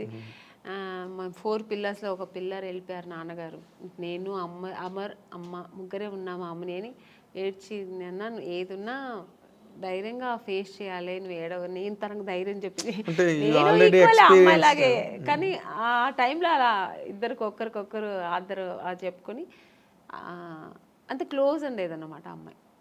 కానీ మరి అమ్మాయి పోయింది అలాగా, అప్పుడు అసలు నేను షూట్లో ఉన్నానండి అప్పుడు కూడా, ఆ టైంలో షూట్లో ఉన్నాను నేను. చెప్తే నేను నమ్మలేదు, సౌందర్యాన్ని వేరే ఎవరైనా చెప్తున్నారు, సౌందర్య ఎలా పోతుందండి, ఎందుకు పోతుంది అన్నాను. అసలు నమ్మలేదు నేను. అసలు ఇలా కెమెరా పెట్టి ఇలా సౌందర్య గారు పోయారంటే ఇంక నేను, నాకు పక్కన మనుషులు ఉన్నారని ఏడ్చేసానండి. ఎవరి దగ్గర నాకు క్లిప్పింగ్స్ తెలియదు కానీ చూసారంటే చాలా ఘోరంగా ఉంటుంది. చిన్న పిల్లలాగా ఏడ్చేసాను నేను, నాకు మాటలు రావట్లేదు, నాకు ఒక షాక్ లాగా అయిందనమాట. ఆ అమ్మాయి పోవడం ఏంటి అసలు. ఆ తర్వాత అసలు నేను దేవుడి దగ్గర నిజంగా, నేను ఇది ట్రూ అండి, నేనైతే దేవుడి దగ్గర ఒక్కటే వేడుకున్నా, నన్ను తీసుకెళ్ళొచ్చు కదా అమ్మాయిని ఉంచేసి అనిపించింది ఆ టైంలో, అలా ఏడ్చేసాను నేను. సో చాలా మంచి అమ్మాయి కూడా, అమ్మాయి ఒక మంచి అమ్మాయి, పర్సనల్గా అన్ని విషయాల్లో చాలా మంచి అమ్మాయి. ఆ టైంలో అలా ఫీల్ అయ్యాను అనమాట. ఇప్పుడు అమ్మాయిని తలుచుకున్న రోజు ఉండదు నాకు. ఎప్పుడైనా సినిమాలు వస్తే, తన సినిమాలు చూస్తుంటే ఏడుపు వచ్చేస్తుంటుంది. నేననే కాదండి, అందరికీ సౌందర్య అంటే చాలా ఇష్టం. ఎందుకంటే అమ్మాయి ఎప్పుడు ఎవరిని ఒక్క మాట కామెంట్ చేయడం కానీ, లేకపోతే ఇంకోళ్ళని క్రిటిసైజ్ చేయడం కానీ ఉండదండి. ఆల్మోస్ట్ మీలాగే మీ ఇద్దరు కనుక త్రాసులు వేస్తే అలాగే మంచి మంచి క్యారెక్టర్స్ చేసింది, మంచి ఆర్టిస్ట్, ఒక అమూర్ లాంటి సినిమా చేసింది, మంచి మంచి సినిమాలు వేసింది అలా. కానీ అమ్మాయి ఒక మంచి లైఫ్ చూడలేకపోయింది కదా అనిపించింది. వాస్ షీ హ్యాపీ అండి బిఫోర్ మ్యారేజ్ ఆల్సో? హ్యాపీ అండి. అమ్మాయి యాక్చువల్గా అమ్మాయికి అలా ఉండడం ఇష్టం. సినిమా ఇంట్రెస్ట్ తక్కువ అండి. తను నాన్నగారు చెప్పారని హీరోయిన్ అయింది, కానీ తర్వాత తనకి ఇంట్రెస్ట్ వచ్చి తర్వాత చేసింది, అది వేరు. ఆ, తన ఇష్టం ఏంటంటే మామూలు మన ఒక లైఫ్ ఉంది కదా, మ్యారేజ్ చేసుకోవాలి, మనం మామూలు ఒక సామాన్య మనుషులాగా ఉండాలని, హౌస్ వైఫ్ లాగా మన అందరిలా ఉండాలని చాలా ఇష్టపడేది. నాకు తెలుసు అమ్మాయి అలాంటి ఒక లైఫ్ ఆ అమ్మాయి అనుభవించకుండా వెళ్ళిపోయింది. సినిమాలో ఒక అంత ఎదిగిన అమ్మాయి ఒక పర్సనల్ లైఫ్ అనుభవించకుండా వెళ్ళిపోయింది అనేది తలుచుకుంటే చాలా బాధ. అదే జగపతి బాబుని చేసుకుంటుందని ఒక టైంలో లేదండి. అసలు ఆ జగపతి బాబు గారికి ఆ థాట్ లేదు. ఆయనకు ఆల్రెడీ మ్యారేజ్ అయ్యి పిల్లలు ఉన్నారు. ఆయన అలా లేదు. జగపతి బాబు గారికి సౌందర్య అంటే రెస్పెక్ట్, అట్ ఎ టైం ఆయనకు చాలా ఇష్టం కూడా అమ్మాయి అంటే. ఆర్టిస్ట్గా మంచి ఆర్టిస్టు, వాళ్ళు బ్యానర్లో చాలా చేసిన సినిమా 2-3 సినిమాలు ఏదో చేసింది అనుకో. సో అంతే తప్ప అలాంటివి లేదు. సౌందర్యకైతే అసలు ఆ థాటే లేదండి, అస్సలు లేదు. మీకు ఆ థాట్ ఉంటే ఆ అమ్మాయి, ఎందుకంటే వాళ్ళ అన్నగారు చెప్పిన అమ్మాయి అబ్బాయిని పెళ్లి చేసుకుంటుంది. వాళ్ళ అన్నగారు చెప్పారని ఆ అమ్మాయి చేసుకుంది. వాళ్ళ అన్నగారు చెప్పి ఏ మాట, నాన్నగారు ఉన్నంత వరకు నాన్నగారు మాట వినేది. చిన్నపిల్లలాగే అండి వాళ్ళ ఇంట్లో. నెక్స్ట్ అమ్మకి కూతురులాగే ఉండేది తప్ప చెల్లెలాగా ఉండేది కాదు. అవును, అమ్మరు ఏం చెప్తే అది వినేది. అమ్మరే అంత డెసిషన్ అంతా కూడా ఎప్పుడు కూడా. అలాంటి అన్నప్పుడు ఇంకా జగపతి బాబు గారి మీద అలాంటి అసలు అదంతా ఊరికే అప్పుడంతా ఇండస్ట్రీ అంతా విపరీతంగా మాట్లాడుకున్నారు. లేదండి, మీ చెవిలో పడిందో లేదో నాకు తెలియదు, తెలుసు నాకు కూడా, బట్ లేదు అలాంటి లేదు. ఓకే, ఆ అమ్మాయికి లేదు, జగపతి బాబు గారికి కూడా లేదు అలాంటి. ఆయన అసలు అందరితో బాగా క్లోజ్గా మాట్లాడతారు. అలాగే ఆ అమ్మాయితో కూడా ఉండేవారు అనమాట. కాకపోతే అంటే ఎక్కువ సినిమాలు కలిసి చేశారు, అందుకని అలా వచ్చింది అది. వాళ్ళిద్దరూ కొంచెం ఒక 4-5 సినిమాలు కలిసి చేశారు ఆ టైంలో. అవును. తర్వాత ఇప్పుడు క్వైట్ కాంట్రాస్ట్ రోజా గారు. అవును, మామూలు ఆటం బాంబు. నిజంగా గర్వంగా ఉందండి. ఎందుకంటే మా ఇండస్ట్రీలో ఒక హీరోయిన్ ఒక పొలిటీషియన్లో వెళ్ళి అలా గట్స్గా మాట్లాడడం నిజంగా కదా. పాలిటిక్స్లోకి రమ్మని ఎప్పుడు అడగలేదు ఆవిడ మిమ్మల్ని? నన్ను లేదండి. అంటే రోజా గారు నాకు బాగా క్లోజే. అంటే సౌందర్య ఫ్రెండ్షిప్ వేరు. ఇప్పుడు రోజా గారు ఎలా అంటే సెట్లో ఉన్నంత వరకు చాలా బాగా మాట్లాడారు. మీరు ఇప్పుడు కూర్చుని ఉన్నంతసేపు క్లోజ్గా ఉంటారు, తర్వాత ఇంకా వాళ్ళ పనులు వాళ్ళకి, మా పనులు మనకి, అలా ఉంటారు ఆవిడ. ఆ ఫ్రెండ్షిప్ని అలా కంటిన్యూ చేయరు అనమాట. ఇప్పుడు అదే మళ్ళీ ఇళ్ళకెళ్ళి ఫోన్లు మాట్లాడుకోవడం కానీ, ఎలా ఉన్నావు, మళ్ళీ మెసేజ్లు, ఇప్పుడంతా ఫోన్లు వచ్చాయి, మెసేజ్లు పెట్టడం కానీ నేను పెడుతూ ఉంటాను, గుడ్ మార్నింగ్ మెసేజ్లు అన్నీ. తను దానికి రిప్లై చేస్తుంటుంది తప్ప పెద్దగా తను ఇంకా అంటే ఉన్న బిజీ అలాగా ఆవిడ. అంతే కదా, చాలా బిజీ కదండి ఆవిడ పనులు చేసుకోవడానికి కూడా టైం ఉండదు. ఇంకా మాకు మెసేజ్ లేకపోతే పెడుతూ కూర్చుంటారు చెప్పండి. సో అంతే కానీ ఆ ఫ్రెండ్షిప్ లేదని కాదు, టైం లేదు ఆవిడకి. ఫస్ట్ ఆఫ్ ఆల్ ఎప్పుడు బిజీ ఉంటుందండి. ఇప్పుడే కాదు, హీరోయిన్గా ఉన్నప్పుడు చూసారంటే తమిళ్లో బిజీ, తెలుగులో బిజీ, కన్నడలో సినిమాలు చేసేది రోజా గారు. ఫుల్ బిజీగానే ఉండేవారు ఆవిడ. దాని తర్వాత ఇంకా పాలిటిక్స్కి వచ్చి ఈవెంట్స్ చేసేవారు, ఎప్పుడు బిజీగా ఉంటారండి. అవును. అంటే మీ ఇద్దరు మామూలుగా పాలిటిక్స్ గురించి మాట్లాడుకోవడం అలాంటివి ఉండవు? లేదు, నాకు అసలు పాలిటిక్స్ అంత నాలెడ్జ్ లేదు, నాకేం తెలీదు. ఊరికే చూస్తుంటాను అంతే. ఎవరు రోజా గారు అలా మాట్లాడుతున్నప్పుడు మీరు విని ఏంటి అలా మాట్లాడుతున్నావు ఏంటి అసలు అండం గట్ట అంటే అలా మాట్లాడాలేమో మరి, అది నాకు తెలీదు మరి. అంటే పాలిటిక్స్కి వెళ్తే అలా ఉండాలేమో, ఫైర్ బ్రాండ్ అలా లేకపోతే ఇంకా అదే. ఇప్పుడు మన సినిమాలో మనం నటించడం ఎలాగో అలాగా అలా మాట్లాడడం అదొక నటన. ఎగ్జాక్ట్లీ, అదొక పాత్ర పోషణ. నటన అనడం కన్నా అదొక క్యారెక్టర్, దాన్ని పోషించాలి అక్కడ. అయితే మీ కెరీర్లో ఫస్ట్ ఇన్నింగ్స్ అంతా బాగా సక్సెస్ఫుల్గా ఉన్నారు, సెకండ్ ఇన్నింగ్స్లో కూడా కంఫర్టబుల్గా ఉన్నారు. మీకంటూ అసంతృప్తులు ఏం లేవండి కెరీర్లో ఇన్ జనరల్గా? అంటే మనిషి అన్న వాళ్ళకి మనం ఎంత సక్సెస్ఫుల్గా ఉన్న కెరీర్లో కొన్ని ఎక్కడో తెలియని పాయింట్లో కొన్ని డిసాటిస్ఫాక్షన్స్ అలా మిగిలిపోతాయి. అలాంటివి ఏమైనా ఉన్నాయా? లేదు, ఐఎమ్ హ్యాపీ అండి, ఐఎమ్ కంప్లీట్లీ హ్యాపీ. నేను హీరోయిన్ అవ్వాలనుకున్నా, అయ్యాను. నేను అనుకోకున్న పాత్రలన్నీ నేను చేశాను. ఇప్పటికీ శుభలగ్నం అంటే శుభలగ్నం, మావి చిగురు, శుభ సంకల్పం, మిస్టర్ పెళ్ళాం, ఇలాంటి సినిమాలన్నీ చేస్తానని నేను ఎప్పుడు లైఫ్లో అనుకోలే. మామూలుగా హీరోయిన్స్ అంటే ఏంటి, 4 సాంగ్స్ ఉంటాయి హీరో పక్కన, రెయిన్ సాంగ్ ఒకటి ఉంటుంది, ట్రైన్స్ స్విమ్ సూట్ ఒకటి ఉంటుంది, స్విమ్ సూట్ ఉంటుంది, సీషోర్ సాంగ్ ఒకటి ఉంటుంది. మళ్ళీ ఏదో రొమాన్స్ ఉంటుంది, ఇలాగే అనుకుంటాం కదా. అలా కాకుండా ఇప్పుడున్న జనరేషన్ కూడా, మేడం మీరు ఆ సినిమా చేశారు కదా చాలా బాగుంటుంది మేడం, మొగుడు నమ్మేస్తారు కదా, శుభలగ్నం మేడం, క్లాసిక్స్ కదా అవి, క్లాసిక్స్. మిస్టర్ పెళ్ళాం, ఇలాంటి సినిమాలు కమల్ హాసన్ గారు చేశారు కదండి. మొన్న ఎప్పుడు చెన్నైలో షాపింగ్ వెళ్ళానండి, ఆ షాపింగ్ ఓనర్ వచ్చి తెలుగు ఆయన. ఫస్ట్ నేను ఏదో మేకప్ థింగ్స్ వెతుకుతున్నాను, మీరు మేకప్ ఆర్టిస్ట్ అండి అన్నారు. అండ్ నేను మామూలు వితౌట్ మేకప్లో వెళ్ళాను, నేను మేకప్ ఆర్టిస్ట్ కాదండి నేను, నాకు మేకప్ థింగ్స్ అంటే. తర్వాత ఆయన కొంచెంసేపు అయిన తర్వాత కాసేపు తర్వాత ఆయన గుర్తుపెట్టాడు, మీరు ఆమ్ని గారు కదండి. బాబాయ్ ఏంటండి ఇలా సన్నబడిపోయారు అన్నారు. సన్నగా ఉంటేనే అండి మళ్ళీ ఛాన్స్ దొరుకుతాయి, లేదంటే దొరకదు, లావ్ అయిపోతే ఎలాగా అన్నాను. అప్పుడు అన్నారు మేడం మీరు అసలు మిస్టర్ పెళ్ళాం ఏం యాక్టింగ్ అండి అంటే, కొంతమందికి మిస్టర్ పెళ్ళాం నచ్చుతుంది, కొంతమందికి శుభలగ్నం నచ్చుతుంది, అలా డిఫరెంట్ రోల్స్ నేను చేసే అవకాశాలు నాకు.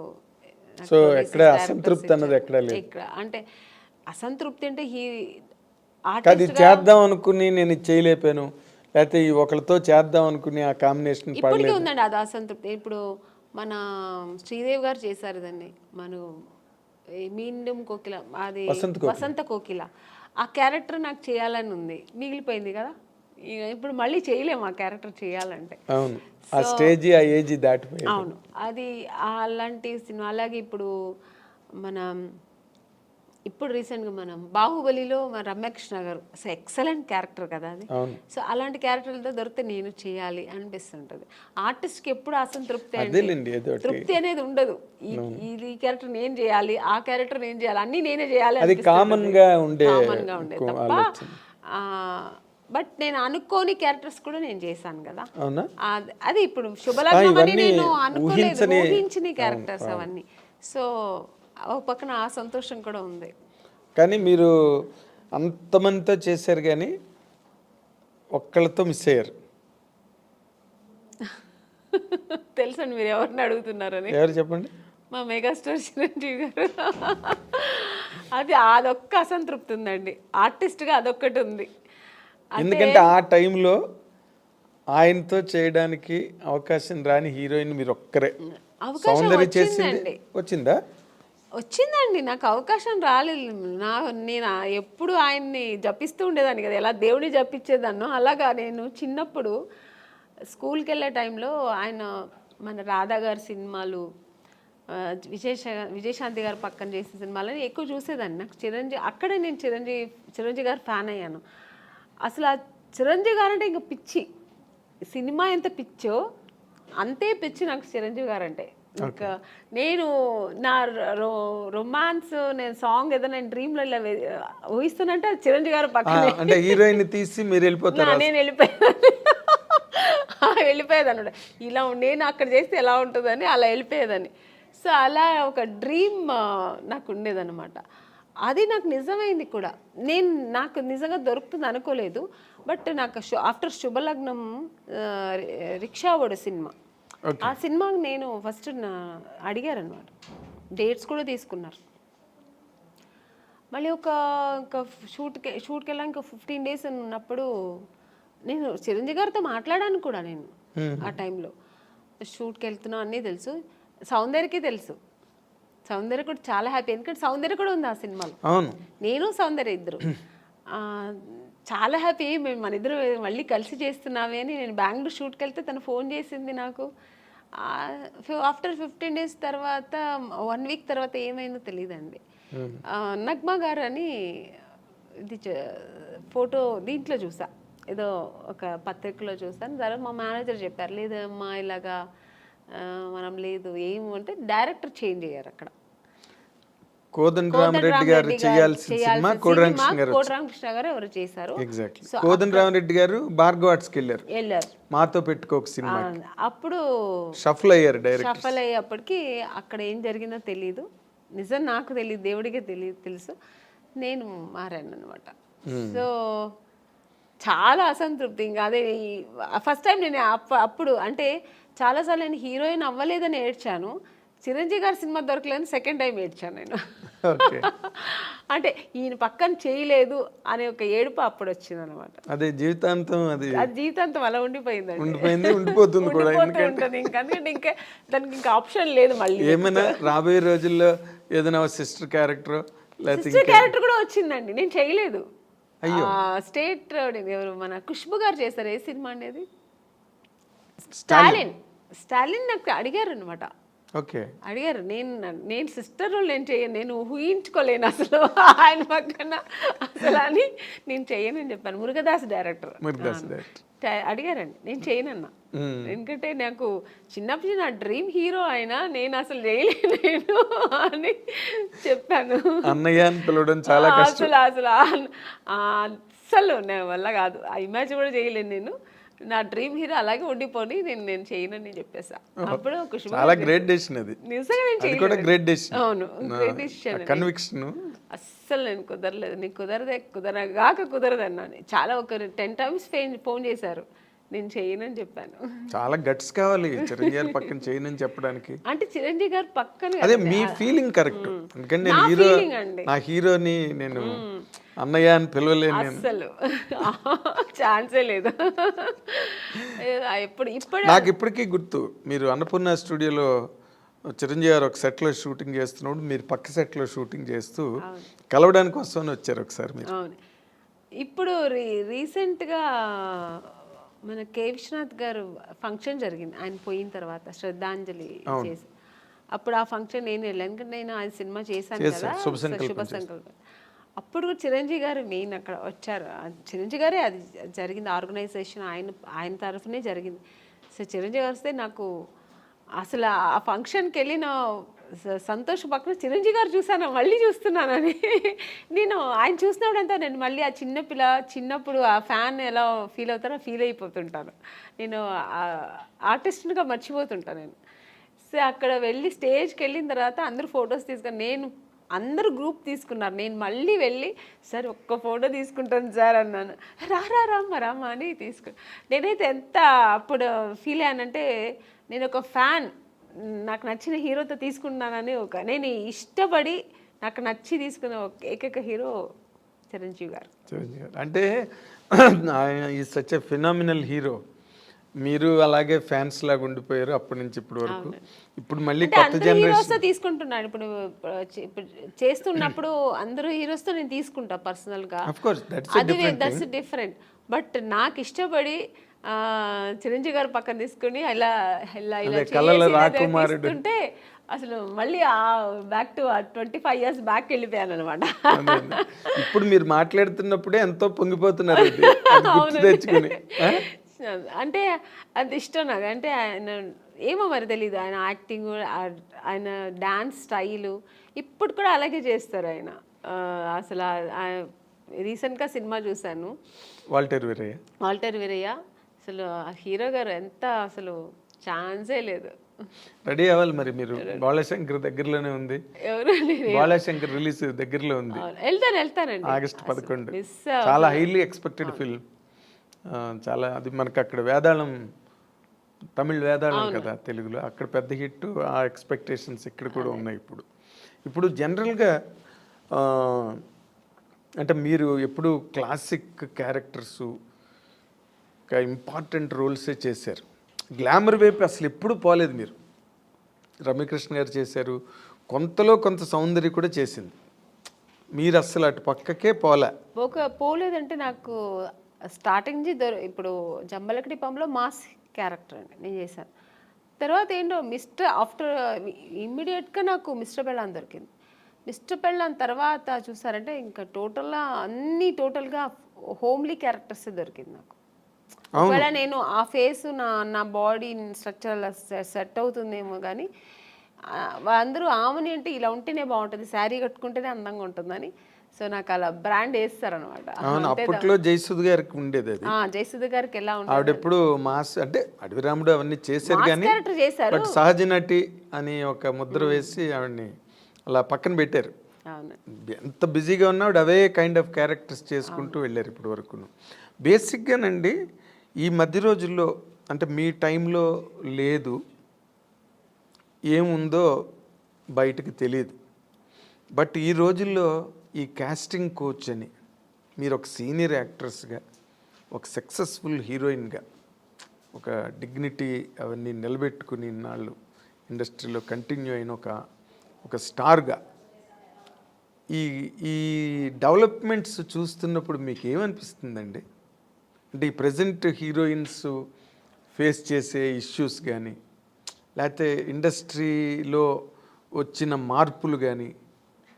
అంటే హీరోయిన్ ఇప్పుడు ఫేస్ చేసిన ఇది సావిత్రి గారి టైంలో నుంచి ఉందండి.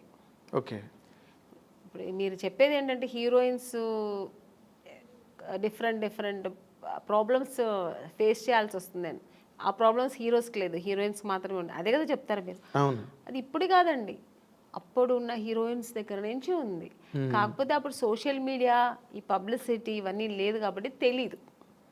ఇప్పుడు అన్ని చిన్న విషయం కూడా ఇప్పుడు ఎలకపోయిందంటే పూలే పోయిందని ఇప్పుడు అంత ఎక్స్ప్లోర్ చేస్తున్నారు. చిన్న విషయాన్ని ఏమీ లేకుండా దాన్ని ఒక పెద్ద ఇష్యూలాగా చూపిస్తున్నారు. అంతే తప్ప ఎప్పుడు లేదండి ప్రాబ్లమ్స్ హీరోయిన్స్కి ఉంటూనే ఉంది. కానీ మనం చూస్ చేసుకోవాలి. హీరోయిన్స్గా అందరూ కష్టపడే వస్తారండి. ఎవరు వచ్చిన వెంటనే హీరోయిన్ ఎవ్వరు అవ్వలేరు. అంటే చేసిన ఆ హీరోయిన్స్ వాళ్ళకే తెలుసు. ఎవరికైనా ఆ వెనకాల ఒక కథ ఉంటుంది, వాళ్ళ బ్యాక్గ్రౌండ్ ఉంటుంది, వాళ్ళు ఏం కష్టపడ్డారు, ఎలా వచ్చారనేది ఉంటుంది. కానీ ఇప్పుడు మనం చూస్ చేసుకోవాలి. రెండు ఉంటుంది, మంచి ఉంటుంది, చెడు ఉంటుంది. మీరు ఏ ప్రొఫెషనల్ తీసుకోండి, ఏ జాబ్లో తీసుకోండి, మీకు ఉంటుంది మంచి చెడు. దాన్ని మనం తీసుకునే రీతి, మనం తీసుకోవాల్సిన ఇది మంచి ఇలా వెళ్ళాలి అనేది మన చేతుల్లో ఉంది. అంతే. చెడు ఉందని తెలిసిన తర్వాత మనం ఎందుకు వెళ్తామండి కదా. మీరు ఎప్పుడు అట్లాంటి ఎవరు మీ జనరేషన్? చెప్పాను కదా, ఫేస్ చేశాను నేను కూడా. మనం తమిళ్లో చాలా ఫేస్ చేశాను నేను కూడా. అవునండి. ఇప్పుడు పెద్ద డైరెక్టర్స్, పెద్ద కంపెనీల్లో లేదు అలాంటి నాకు తెలిసి. కొన్ని కొత్త కంపెనీస్ వస్తాయి, కొత్త వాళ్ళు వస్తారు, సడన్గా ఆఫీస్ వేసుకుని హీరో. మనకేం తెలుసు వాళ్ళు కొత్త ఏదో హీరోయిన్స్ ఛాన్స్ అంట, మనం వెళ్తాము. పిలుస్తారు, మేనేజర్ పిలుస్తారు, వెళ్తాం. ఓకే అండి, 2 pieces వేయాలండి, మీకు ఇక్కడ స్ట్రెచ్ మార్క్ లా ఉంటుంది కదా, అలా ఏమైనా ఉందంటే, నాకెళ్ళి ఎందుకు ఉంటుందండి స్ట్రెచ్ మార్క్, నాకు లేదండి అంట. లేదు, ఒకసారి చూపిస్తే బాగుంటుంది. ఎలా చూపిస్తారండి? పక్కన ఇప్పుడు ఒక మదరు, మా బ్రదరు ఉంటారు, వాళ్ళ ముందు ఇది చూపించండి, ఎలా ఇలాంటివి జరుగుతాయండి. అది ఎలా చూపిస్తారు? అది వాళ్ళు అర్థం చేసుకుంటా కావాలని చేస్తారా, లేదు పర్టికులర్గా దీనికోసమే ఆఫీస్ వేసుకుని కూర్చుంటారా, మనకు తెలియదు. అప్పుడు అర్థమైపోతుంది వీళ్ళు సినిమా తీస్తారా లేదు దీనికోసం వచ్చారా. మనకు ఎక్స్పీరియన్స్ కదా. ఇప్పుడు ఒక 4-5 కంపెనీ వెళ్తే ఇప్పుడు అక్కడ ఎలా జరిగింది. ఇప్పుడు ఒక పెద్ద కంపెనీకి వెళ్తే వాళ్ళు ఏం అడుగుతారు, కొంచెం డ్యాన్స్ చేసి చూపించమ్మా, ఒక యాక్టింగ్ చూపించు, ఎమోషనల్గా చేయి. ఇప్పుడు ఒక హీరోయిన్తో మాట్లాడాలి, ఈ డైలాగ్ ఇస్తారు, ఇది ఎలా మాట్లాడతావు, ఇలా అడుగుతారు. అది మనకు సినిమాకు సంబంధించింది మాత్రమే వాళ్ళు అడుగుతారు. స్ట్రెచ్ మార్క్ చూడాలి, మీకు ఇక్కడ ఏమైనా బ్లాక్ ఉంటుందా, మొన్న ఒక హీరోయిన్ అలాగ వచ్చారు, మేము చూడకుండా వేసుకున్నాం, చూసిన తర్వాత స్పాట్లో చూసాము, మీరు కొంచెం బట్టలు ఇప్పి చూపించండి. ఇలాంటివి కొన్ని కొత్త వాళ్ళు ఉంటారండి. ఇలాంటి వేషాలకు వాళ్ళు దీనికోసం వస్తారా లేదు సినిమా తీయడానికి తెలిసిపోతుంది మనకు. అప్పుడు అర్థమవుతుంది. అప్పుడు లేదు సార్, ఐఎమ్ సారీ, నేను అలా అంతా చేయలేను, నాకు స్విమ్మింగ్ నాకు అసలే తెలియదు, నేను అలాంటి క్యారెక్టర్ కూడా నాకు వద్దని చెప్పి లేచి రావడం, అంతే మన పద్ధతి. ఓకే చూపిస్తాను అనేది అది వాళ్ళ ఇష్టం అండి. అది ఎవరిని మేము తప్పు అనట్లేదు, వాళ్ళకి ఇష్టపడి ఓకే నేను దేనికైనా ఓకే నేను చూపిస్తాను అనేది వాళ్ళ మనసు దాన్ని బట్టి ఉంటుంది. నేనైతే మైండ్ సెట్ బట్టి నేనేమంటాను, లేదు సార్ నాకు అది తెలియదని, నేనైతే అలా చేయించాను, మీకు అంత ఇది ఉంటే నన్ను హీరోయిన్గా వేసుకోండి, నేను మీకు 2 pieces ఐఎమ్ రెడీ, నేను స్విమ్ సూట్ వేసుకుంటా, కానీ ఇక్కడ బట్టలు ఇప్పి చూపించడం అయితే నేను కుదరదని లేచి వచ్చిన ఎన్నో సన్నివేశాలు నాకు జరిగింది. అలాంటి సిచ్యుయేషన్స్ వచ్చాయి అని ఇచ్చి అడ్వాన్స్ ఇచ్చిన కంపెనీలు ఎన్నో ఉన్నాయండి. నాకు అడ్వాన్స్ తీసుకున్నా, ఇంటికి వచ్చిన తర్వాత next day phone, madam manager అప్పుడు మీకు సెల్ ఫోన్ లేదు కదా, ఏదైనా డైరెక్ట్ లేదంటే ల్యాండ్ లైన్ మేనేజర్ వచ్చి మాట్లాడేవారు. మాట్లాడు మేడం ఇలాగా డైరెక్టర్ గారు అక్కడ ఫుల్ ఇది పెట్టుకున్నారు, ఒక స్టోరీ డిస్కషన్ పెట్టుకున్నారు, ఇట్లా ఒక బీచ్ దగ్గర ఇట్లా రమ్మంటున్నారు మిమ్మల్ని, ఫైనాన్షియర్ వస్తున్నారు చూడాలంట. ఫైనాన్సర్ నన్ను ఎందుకు చూడాలి, నాకు అర్థం కాదు. ఫైనాన్స్ ఇప్పుడు చూడాల్సిందే డైరెక్టర్ ప్రొడ్యూసర్ అయిపోయింది. ఇంకా ఎక్కువ అనుకుంటే హీరో చూడాలా, ఓకే హీరో గారు చూడాలి ఎలా ఉంటుంది, నా పక్కనే ఎలా చేస్తే హీరోయిన్ ఒక అమ్మాయి ఎలా ఉంటుందో చూడటం, ఇది పద్ధతి. ఫైనాన్సర్ ఎందుకు చూడాలి నన్ను అనవసరంగా, నాకు అర్థం కాదు. కొన్ని రోజుల తర్వాత అర్థమయ్యేది, ఓ దీని ఇంకోటి నాకు ఎక్కడ అర్థమయ్యేదంటే, మమ్మీ వద్దండి మీరు మాత్రం వస్తే చాలంటేనే అర్థమైపోయేది. కారు తీసుకొచ్చారు, ఐఎమ్ సారీ అని నేను రాను. ముందు మన అమ్మగారు అసలే పంపరు, ఒంటరిగా అంటే మా అమ్మ పంపించేది కదండి. లేదండి మా అమ్మాయిని అయితే ఒంటరిగా పంపాము. మా అమ్మ ఒక్కటే అన్నదండి, సినిమా హీరోయిన్ అవ్వాలా అనుకున్నావు, నాన్నగారి దగ్గర పర్మిషన్ తీసుకుని వచ్చాము. లేదు అప్పుడు ట్రై చేస్తున్నాం, అప్పుడు ట్రై చేసే టైంలో ఓకే దొరికితే చేద్దాం, లేదంటే ఉంది మనకు బెంగళూరులో మాకు ఇల్లు ఉంది, హ్యాపీగా అక్కడ వెళ్ళి జాబ్ చేసుకో, లేదు చదువుతావు చదువు, పెళ్లి చేస్తానో చేస్తా. ఇన్ని ఆప్షన్ ఉన్నప్పుడు మనకు అనవసరం. నువ్వు హీరోయిన్ అవ్వాలా, మనం దానికోసం కష్టపడతాం, ఇంకా అడ్డతోవలు తొక్కనక్కట్లేదు, అది మనకు అనవసరం. అలా నేను అలాగే ట్రావెల్ అయ్యానండి.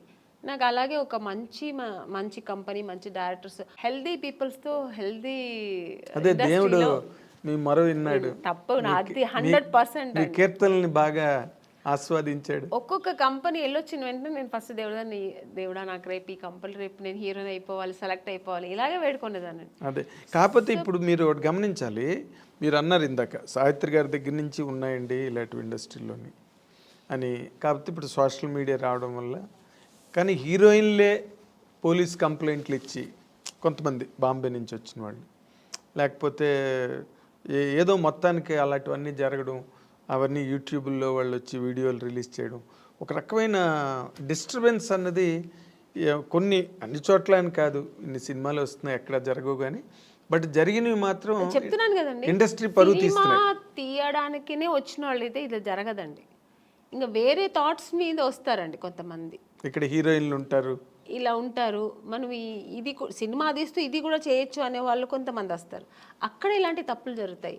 ఓన్లీ సినిమాని నమ్ముకొని సినిమాని లవ్ చేసి ఒక సినిమా మనకు ఇండస్ట్రీలో ఈ ప్యాషన్తో వచ్చేవాళ్ళు, కళాకారులుగా వచ్చేవాళ్ళు ఎప్పుడు ఈ తప్పులు అక్కడ ఈ తప్పులు జరగదండి. వేరే థాట్స్ కూడా ఉంటాయి చూడండి దాంతోపాటు, లేదంటే ఆ థాట్స్ మాత్రమే అనుకొని వస్తారు కదా, అక్కడ ఈ తప్పులు జరుగుతాయి. సో అక్కడ కొంతమందికి ఇలా జరుగుతాయి. అవును. తర్వాత మీటూ అనేది కూడా, అలాగే ఆడవాళ్ళు కూడా అండి, ఏ హీరోయిన్ కూడా మనం ఇలా అయిపోవాలి, చెడుగానే ఉండాలి, చెడు దారి తొక్కాలని ఎవ్వరు రారండి. అందరూ ఒక డ్రీమ్తో వస్తారు. ఏ అమ్మాయి అయినా సరే నేను ఒక హీరోయిన్ అవ్వాలి, ఎవరికి ఆశ అందరికీ సొంతం కదండి. నేను కూడా శ్రీదేవి గారి లాగా కావాలి, నేను కూడా ఒక నగ్మా గారి లాగా కావాలి, నేను కూడా ఒక విజయశాంతి గారు లాగా నేను కూడా ఈ సినిమా ఇండస్ట్రీలో అవ్వాలని అనుకోవడం తప్పలేదు. అందరూ ఆశతోనే వస్తారు కదా. సక్సెస్ అయ్యేది కొంతమంది, సక్సెస్ అవ్వకుండా వెనక్కి తిరిగిపోవడం కొంతమంది.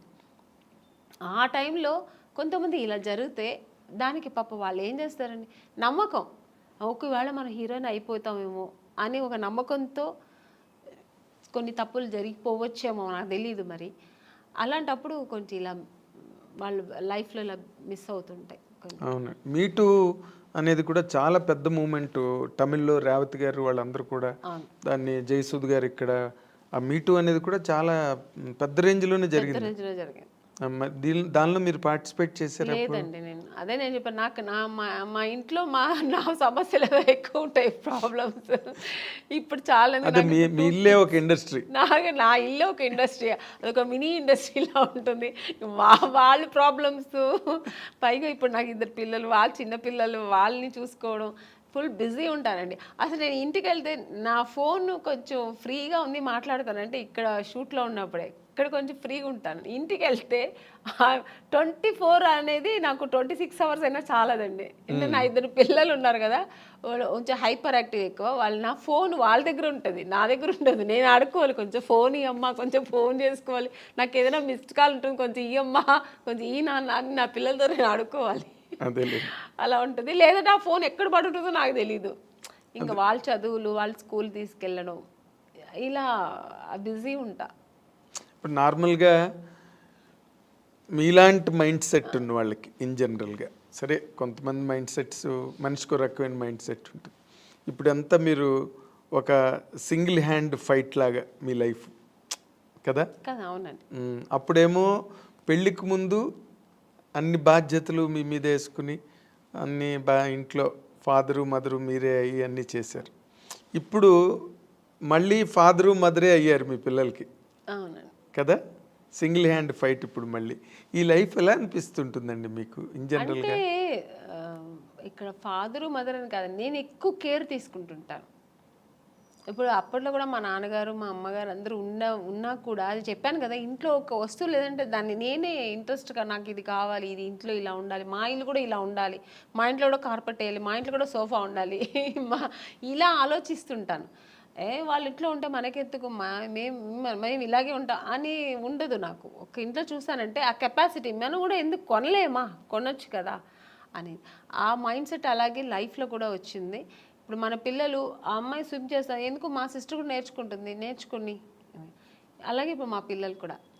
సో అందుకని అమ్మా నాన్న వాళ్ళకి ఉన్నా కూడా వాళ్ళు చెయ్యనేది నేను చేస్తాను. అలాగే ఇప్పుడు కూడా అంతే, మా పిల్లలు కూడా నేను ఎక్కువ ఇంట్రెస్ట్ చేస్తాను. ఇప్పుడు కూడా మా పిల్లల అదర్ యాక్టివిటీస్ అంటే నేనే వెళ్తుంటాను, నేర్చుకోమంటుంటాను.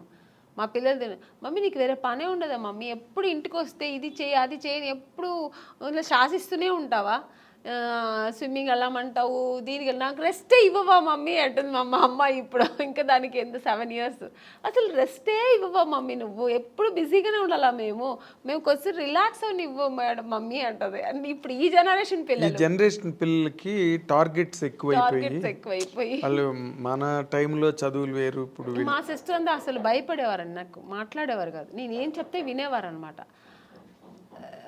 5 o'clock లేవా, ఓకే అమ్మ అక్క లేస్తున్నాను అక్క, అంతే.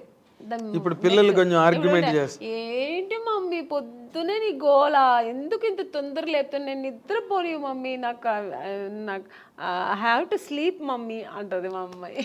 అదేలేండి.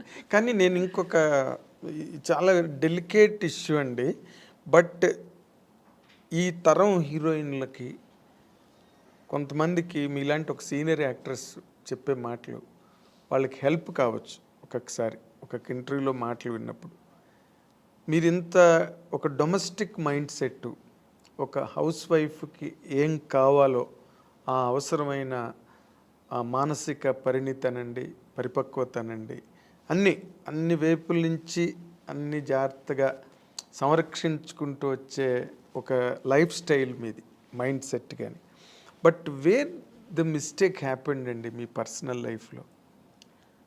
నాకేం మిస్టేక్ ఏం జరగలేదండి. మిస్టేక్ ఏముంది, మిస్టేక్ అంటే ఇప్పుడు హీరోయిన్గా ఉన్నాను, కొన్ని అదే హీరోయిన్ అవ్వడానికి ఏం ఫేస్ చేయాలో చేశాను, హీరోయిన్ అయ్యాను. అంటే ఫేస్ చేశానంటే ఎక్స్పీరియన్స్ అయింది తప్ప, ఇలా ఉండాలి, ఓకే ఇదిగా నెగటివ్స్ లేదు, ఇలా ఓకే ఇది ఉందా, నెగటివ్ ఉందా మనకొద్దు, ఓకే దూరంగా ఉందాం, ఓకే నెక్స్ట్ మంచి జరిగింది, హీరోయిన్ అయ్యాను. పెద్ద డైరెక్టర్ గంగేమ్రన్ గారు, ఇక్కడ తెలుగులో ఈవి సత్యనారాయణ గారు, చేశాను. ఓకే ఐ లక్, దేవుడు గాడ్ గ్రేస్. అలాగే ఇంకా మ్యారేజ్ లైఫ్లో కూడా ఒక మ్యారేజ్ చేసుకున్నాను, నాకేం పెద్ద టెన్షన్స్ లేదు. నేను అనుకున్నట్టే నేను ఎలా ఉండాలనుకున్నా అలాగే ఉంటున్నాను హ్యాపీగా. నాకు అక్కడ ఏం రిస్ట్రిక్షన్స్ లేదు, ఏ ఫోర్స్ లేదు, నేను ఎలా ఉండాలో అలా. ఇంట్లో ఫ్రీ బర్డ్ నేను. కానీ చాలా విచిత్రమైన విషయం, అందరూ విచిత్రంగా ఆమన్ గారి విషయంలో ఫీల్ అయ్యేది, మీరు చాలా దైవభక్తురాలు, సంప్రదాయవాది, అసలు 16 అణాల హిందూ అమ్మాయి, ముస్లిం పర్సన్ని ఎలా చేసుకోవడం అన్నది అసలు సంథింగ్. అంటే నాకు మతాల మీద నమ్మకం లేదండి. నాకు రిలీజియన్ అనేది ఏం లేదు, ఆడ మగ అంతే. అంటే ఇప్పుడు నేను పెరుమాళ్ బాలాజీని ముక్తా అది నా నా ఇంట్రెస్ట్, నాకు అది ఇష్టం. అందుకని అల్లా ముక్తున్న తప్ప నేను అనట్లేదు, జీసస్ ముక్త తప్పనట్లేదు. జీసస్ నాకు ఇష్టమైతే నేను ఇప్పుడు నాకు కూర్చున్నప్పుడు చర్చికి వెళ్ళాలి అనిపిస్తే వెళ్తాను. అలాగా నాకు మన చర్చికి వెళ్ళే వాళ్ళు చాలా మంది ఉన్నారు. అలాగే నాకు ఫ్రెండ్స్ కోసం కూడా రిలీజియన్ మతాల మీద పెద్ద ఇదేం లేదు నాకు. సో అందుకని నాకు ఆ ప్రాబ్లమ్స్ లేదు. కానీ నాకు ఇష్టం పూజలు చేయడం, ధ్యానం చేయడం, మంత్రాలు చదవడం, ఇవి నాకు ఇంట్రెస్ట్, అది నేను చేసుకుంటా. అందుకని వేరే వాళ్ళ మీద నువ్వు ఇలాగే చేయాలి, ఇదే నమ్మండి, ఇది చేయండి అని నేను ఎవరిని ఫోర్స్ చేయను. వాళ్ళు చేస్తున్నది కూడా నేను తప్పని నేను అన్నాను. అదే రుద్దరు మీ అభిప్రాయం ఎదుటి వాళ్ళ మీద రుద్దను. వాళ్ళు చేస్తున్న అంటే మీ మదర్ వైపు నుంచి కానీ ఎప్పుడు అపోజిషన్ రాలేదా? నాకు ఏది ఇష్టమో ఎవరు నన్ను ఎప్పుడు ఏమనలేదండి. మా అమ్మగారు ఒక్కటే, నువ్వు ఎవరైనా పెళ్లి చేసుకో, ఎలాగైనా చేసుకో, ఎలా అయినా ఉండు, సినిమా ఇండస్ట్రీని వదలద్దు. ఎందుకంటే అమ్మ నేను ఎంత కష్టపడ్డానో నాతో పాటు అమ్మ కష్టపడింది. అవును, ఎక్కడా కూడా అమ్మ నన్ను కష్టపడనివ్వకుండా ఆవిడ కష్టాలు అనుభవించినా నన్ను హీరోయిన్ చేసింది. అలాంటి ఒక ఇండస్ట్రీని హీరోయిన్ అవ్వడానికి ఎన్ని కష్టాలు పడ్డావు, అలాంటి ఒక ఇండస్ట్రీని వదలొద్దు. నువ్వు ఇష్టపడి వచ్చావు, ఆ కళామ తల్లి నిన్ను అనుకుని నీకు ఇచ్చింది, ఆ కళామ లైఫ్ లాంగ్ కొనసాగించు. నాతోనే ఉన్నారు ఇప్పటికీ.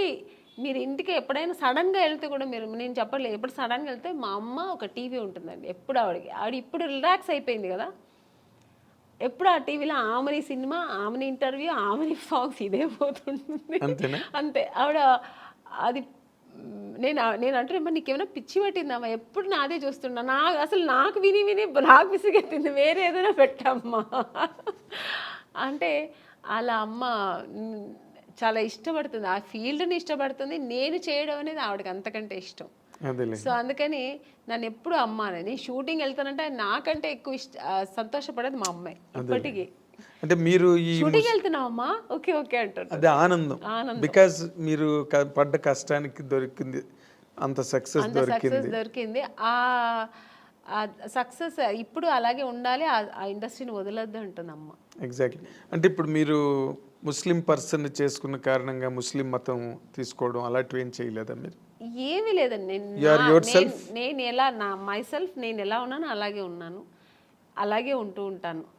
నాకు ఏది అలాంటి ఒక ప్రాబ్లమ్స్ ఏమీ లేదు, గొప్ప విషయం అది. ఎప్పుడు లేదు, ఇప్పుడు లేదు, ఎప్పుడు లేదు. ఎందుకంటే చాలా మంది వెంటనే ముస్లిం మతం తీసుకుని, అంటే ముస్లిం అని కదా ఏ మతం వాళ్ళని చేసుకుంటే, నేను అలా ఉంటే అసలు నాకు అలాంటి కాంట్రవర్సీ నాకు ఫస్ట్ ఆఫ్ ఆల్ నచ్చదు. ఇలా ఉంటేనే అలాగా ఫోర్స్ అసలే నచ్చదు నాకు. నాకు ఎప్పుడు నాకని కొన్ని ఎథిక్స్, కొన్ని ఫ్రీడమ్స్ ఉంటాయి. అది ఏ విషయంలో అయినా, ఇది ఒక మ్యారేజ్ అనే కాదండి, పిల్లల విషయంలో కూడా అంతే. ఇప్పుడు నేను పూజ చేస్తున్నా అంటే నన్ను డిస్టర్బ్ చేయకూడదు 1 hour, నా పిల్లలైనా సరే. నేను నెమ్మదిగా నేను అనుకున్న పూజ నేను జరిపించేయాలి, అలా అనుకుంటాను, అది నాకు జరగాలంతే. సో ఇప్పుడు ఈ ఇంత లాంగ్ స్ట్రెచ్ ఆఫ్ లైఫ్, అవతల కెరీరు, ఫ్యామిలీ లైఫ్, ఇవన్నీ కూడా ఇప్పుడు ఒకవేళ ఫ్యామిలీ లైఫ్లో ఏదైనా వచ్చిన డిస్టర్బెన్సెస్ని కూడా మీరు అన్నిటినీ ఓవర్కమ్ చేసే మెంటల్గా బాగా సెట్ అయి ఉన్నారండి, లేకపోతే స్టిల్ యూ ఫీల్ ఫస్ట్? ఏమీ లేదు, నాకు అసలు ఏ ప్రాబ్లమ్స్ లేదు మెంటలీగా, కానీ నాకు అసలు ఆ మానసిక ప్రాబ్లం ఏమీ లేదండి.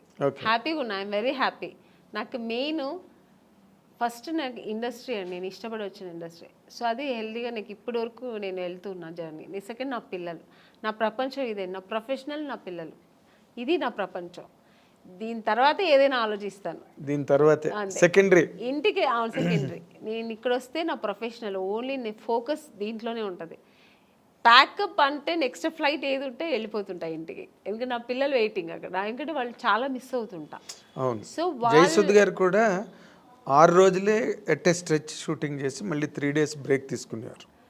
నేను బ్రేక్ తీసుకోనండి, నాకు బ్రేక్ వస్తుంది. ఇప్పుడు వచ్చింది అనుకోండి, ఇప్పుడు 3 days బ్రేక్ వస్తుంది, వెళ్ళిపోతా. ఫస్ట్ నా పిల్లలు వాళ్ళు నా కోసం వెయిట్ చేస్తాను, మమ్మీ మమ్మీ ఎప్పుడు ఫోన్లో ఎప్పుడు వస్తావు మమ్మీ ఎప్పుడు వస్తా, ఆ పిలుపుకు వెళ్ళిపోయి ఫస్ట్ ఇంకా వాళ్ళతో ఎన్ని టెన్షన్స్ ఉన్నా వాళ్ళతో వెళ్తే మొత్తం నేను ఇంకా అక్కడ మర్చిపోతాను అన్నీ. వాళ్ళ టెన్షన్స్, వాళ్ళని స్కూల్కి తీసుకెళ్ళడం, మార్నింగ్ వాళ్ళు రెడీ చేయడం, వాళ్ళని స్కూల్ నుంచి తీసుకురావడం, వాళ్ళకి ఏది మంచి కావాలి చెడు కావాలి వండి పెట్టడం, వాళ్ళని బయట తీసుకెళ్ళడం, ఇంకా వాళ్ళ విషయంలో బిజీ ఉంటాను అనమాట. చిరంజీవి గారితో చెయ్యాలనుకుని చేయలేపారు లైఫ్లో. ఇప్పుడు చిరంజీవి గారి అబ్బాయి రామ్ చరణ్ అసలు ఇంటర్నేషనల్ గ్లోబల్ స్టార్. అవునండి. రామ్ చరణ్తో చేసే అవకాశం ఏమైనా ఉందా మీరు? ఇప్పుడు లేదు, వస్తే మాత్రం చేస్తానండి హ్యాపీగా. అదే అదే రామ్ చరణ్ తర్వాత ఇప్పుడు ఈ younger generation heroes junior NTR గారు కానీ మహేష్ బాబు కానీ అవకాశాలు ఏమైనా వచ్చాయా మీకు ఇప్పటి వరకు? మహేష్ బాబు గారు సినిమా చేశాను రీసెంట్గా. ఇంకెవరితో చేయ అవకాశం రాలే, వస్తే మాత్రం హ్యాపీగా చేస్తానండి, చాలా సంతోషంగా చేస్తాను. వాళ్ళు బాగా మీకు ఇష్టమైన హీరో ఎవరండి యంగర్ జనరేషన్లో? అందరూ ఇష్టమే. ఎక్కువ అనుకుంటే నాకు జూనియర్ ఎన్టీఆర్ గారు అంటే చాలా ఇష్టం. అవునా?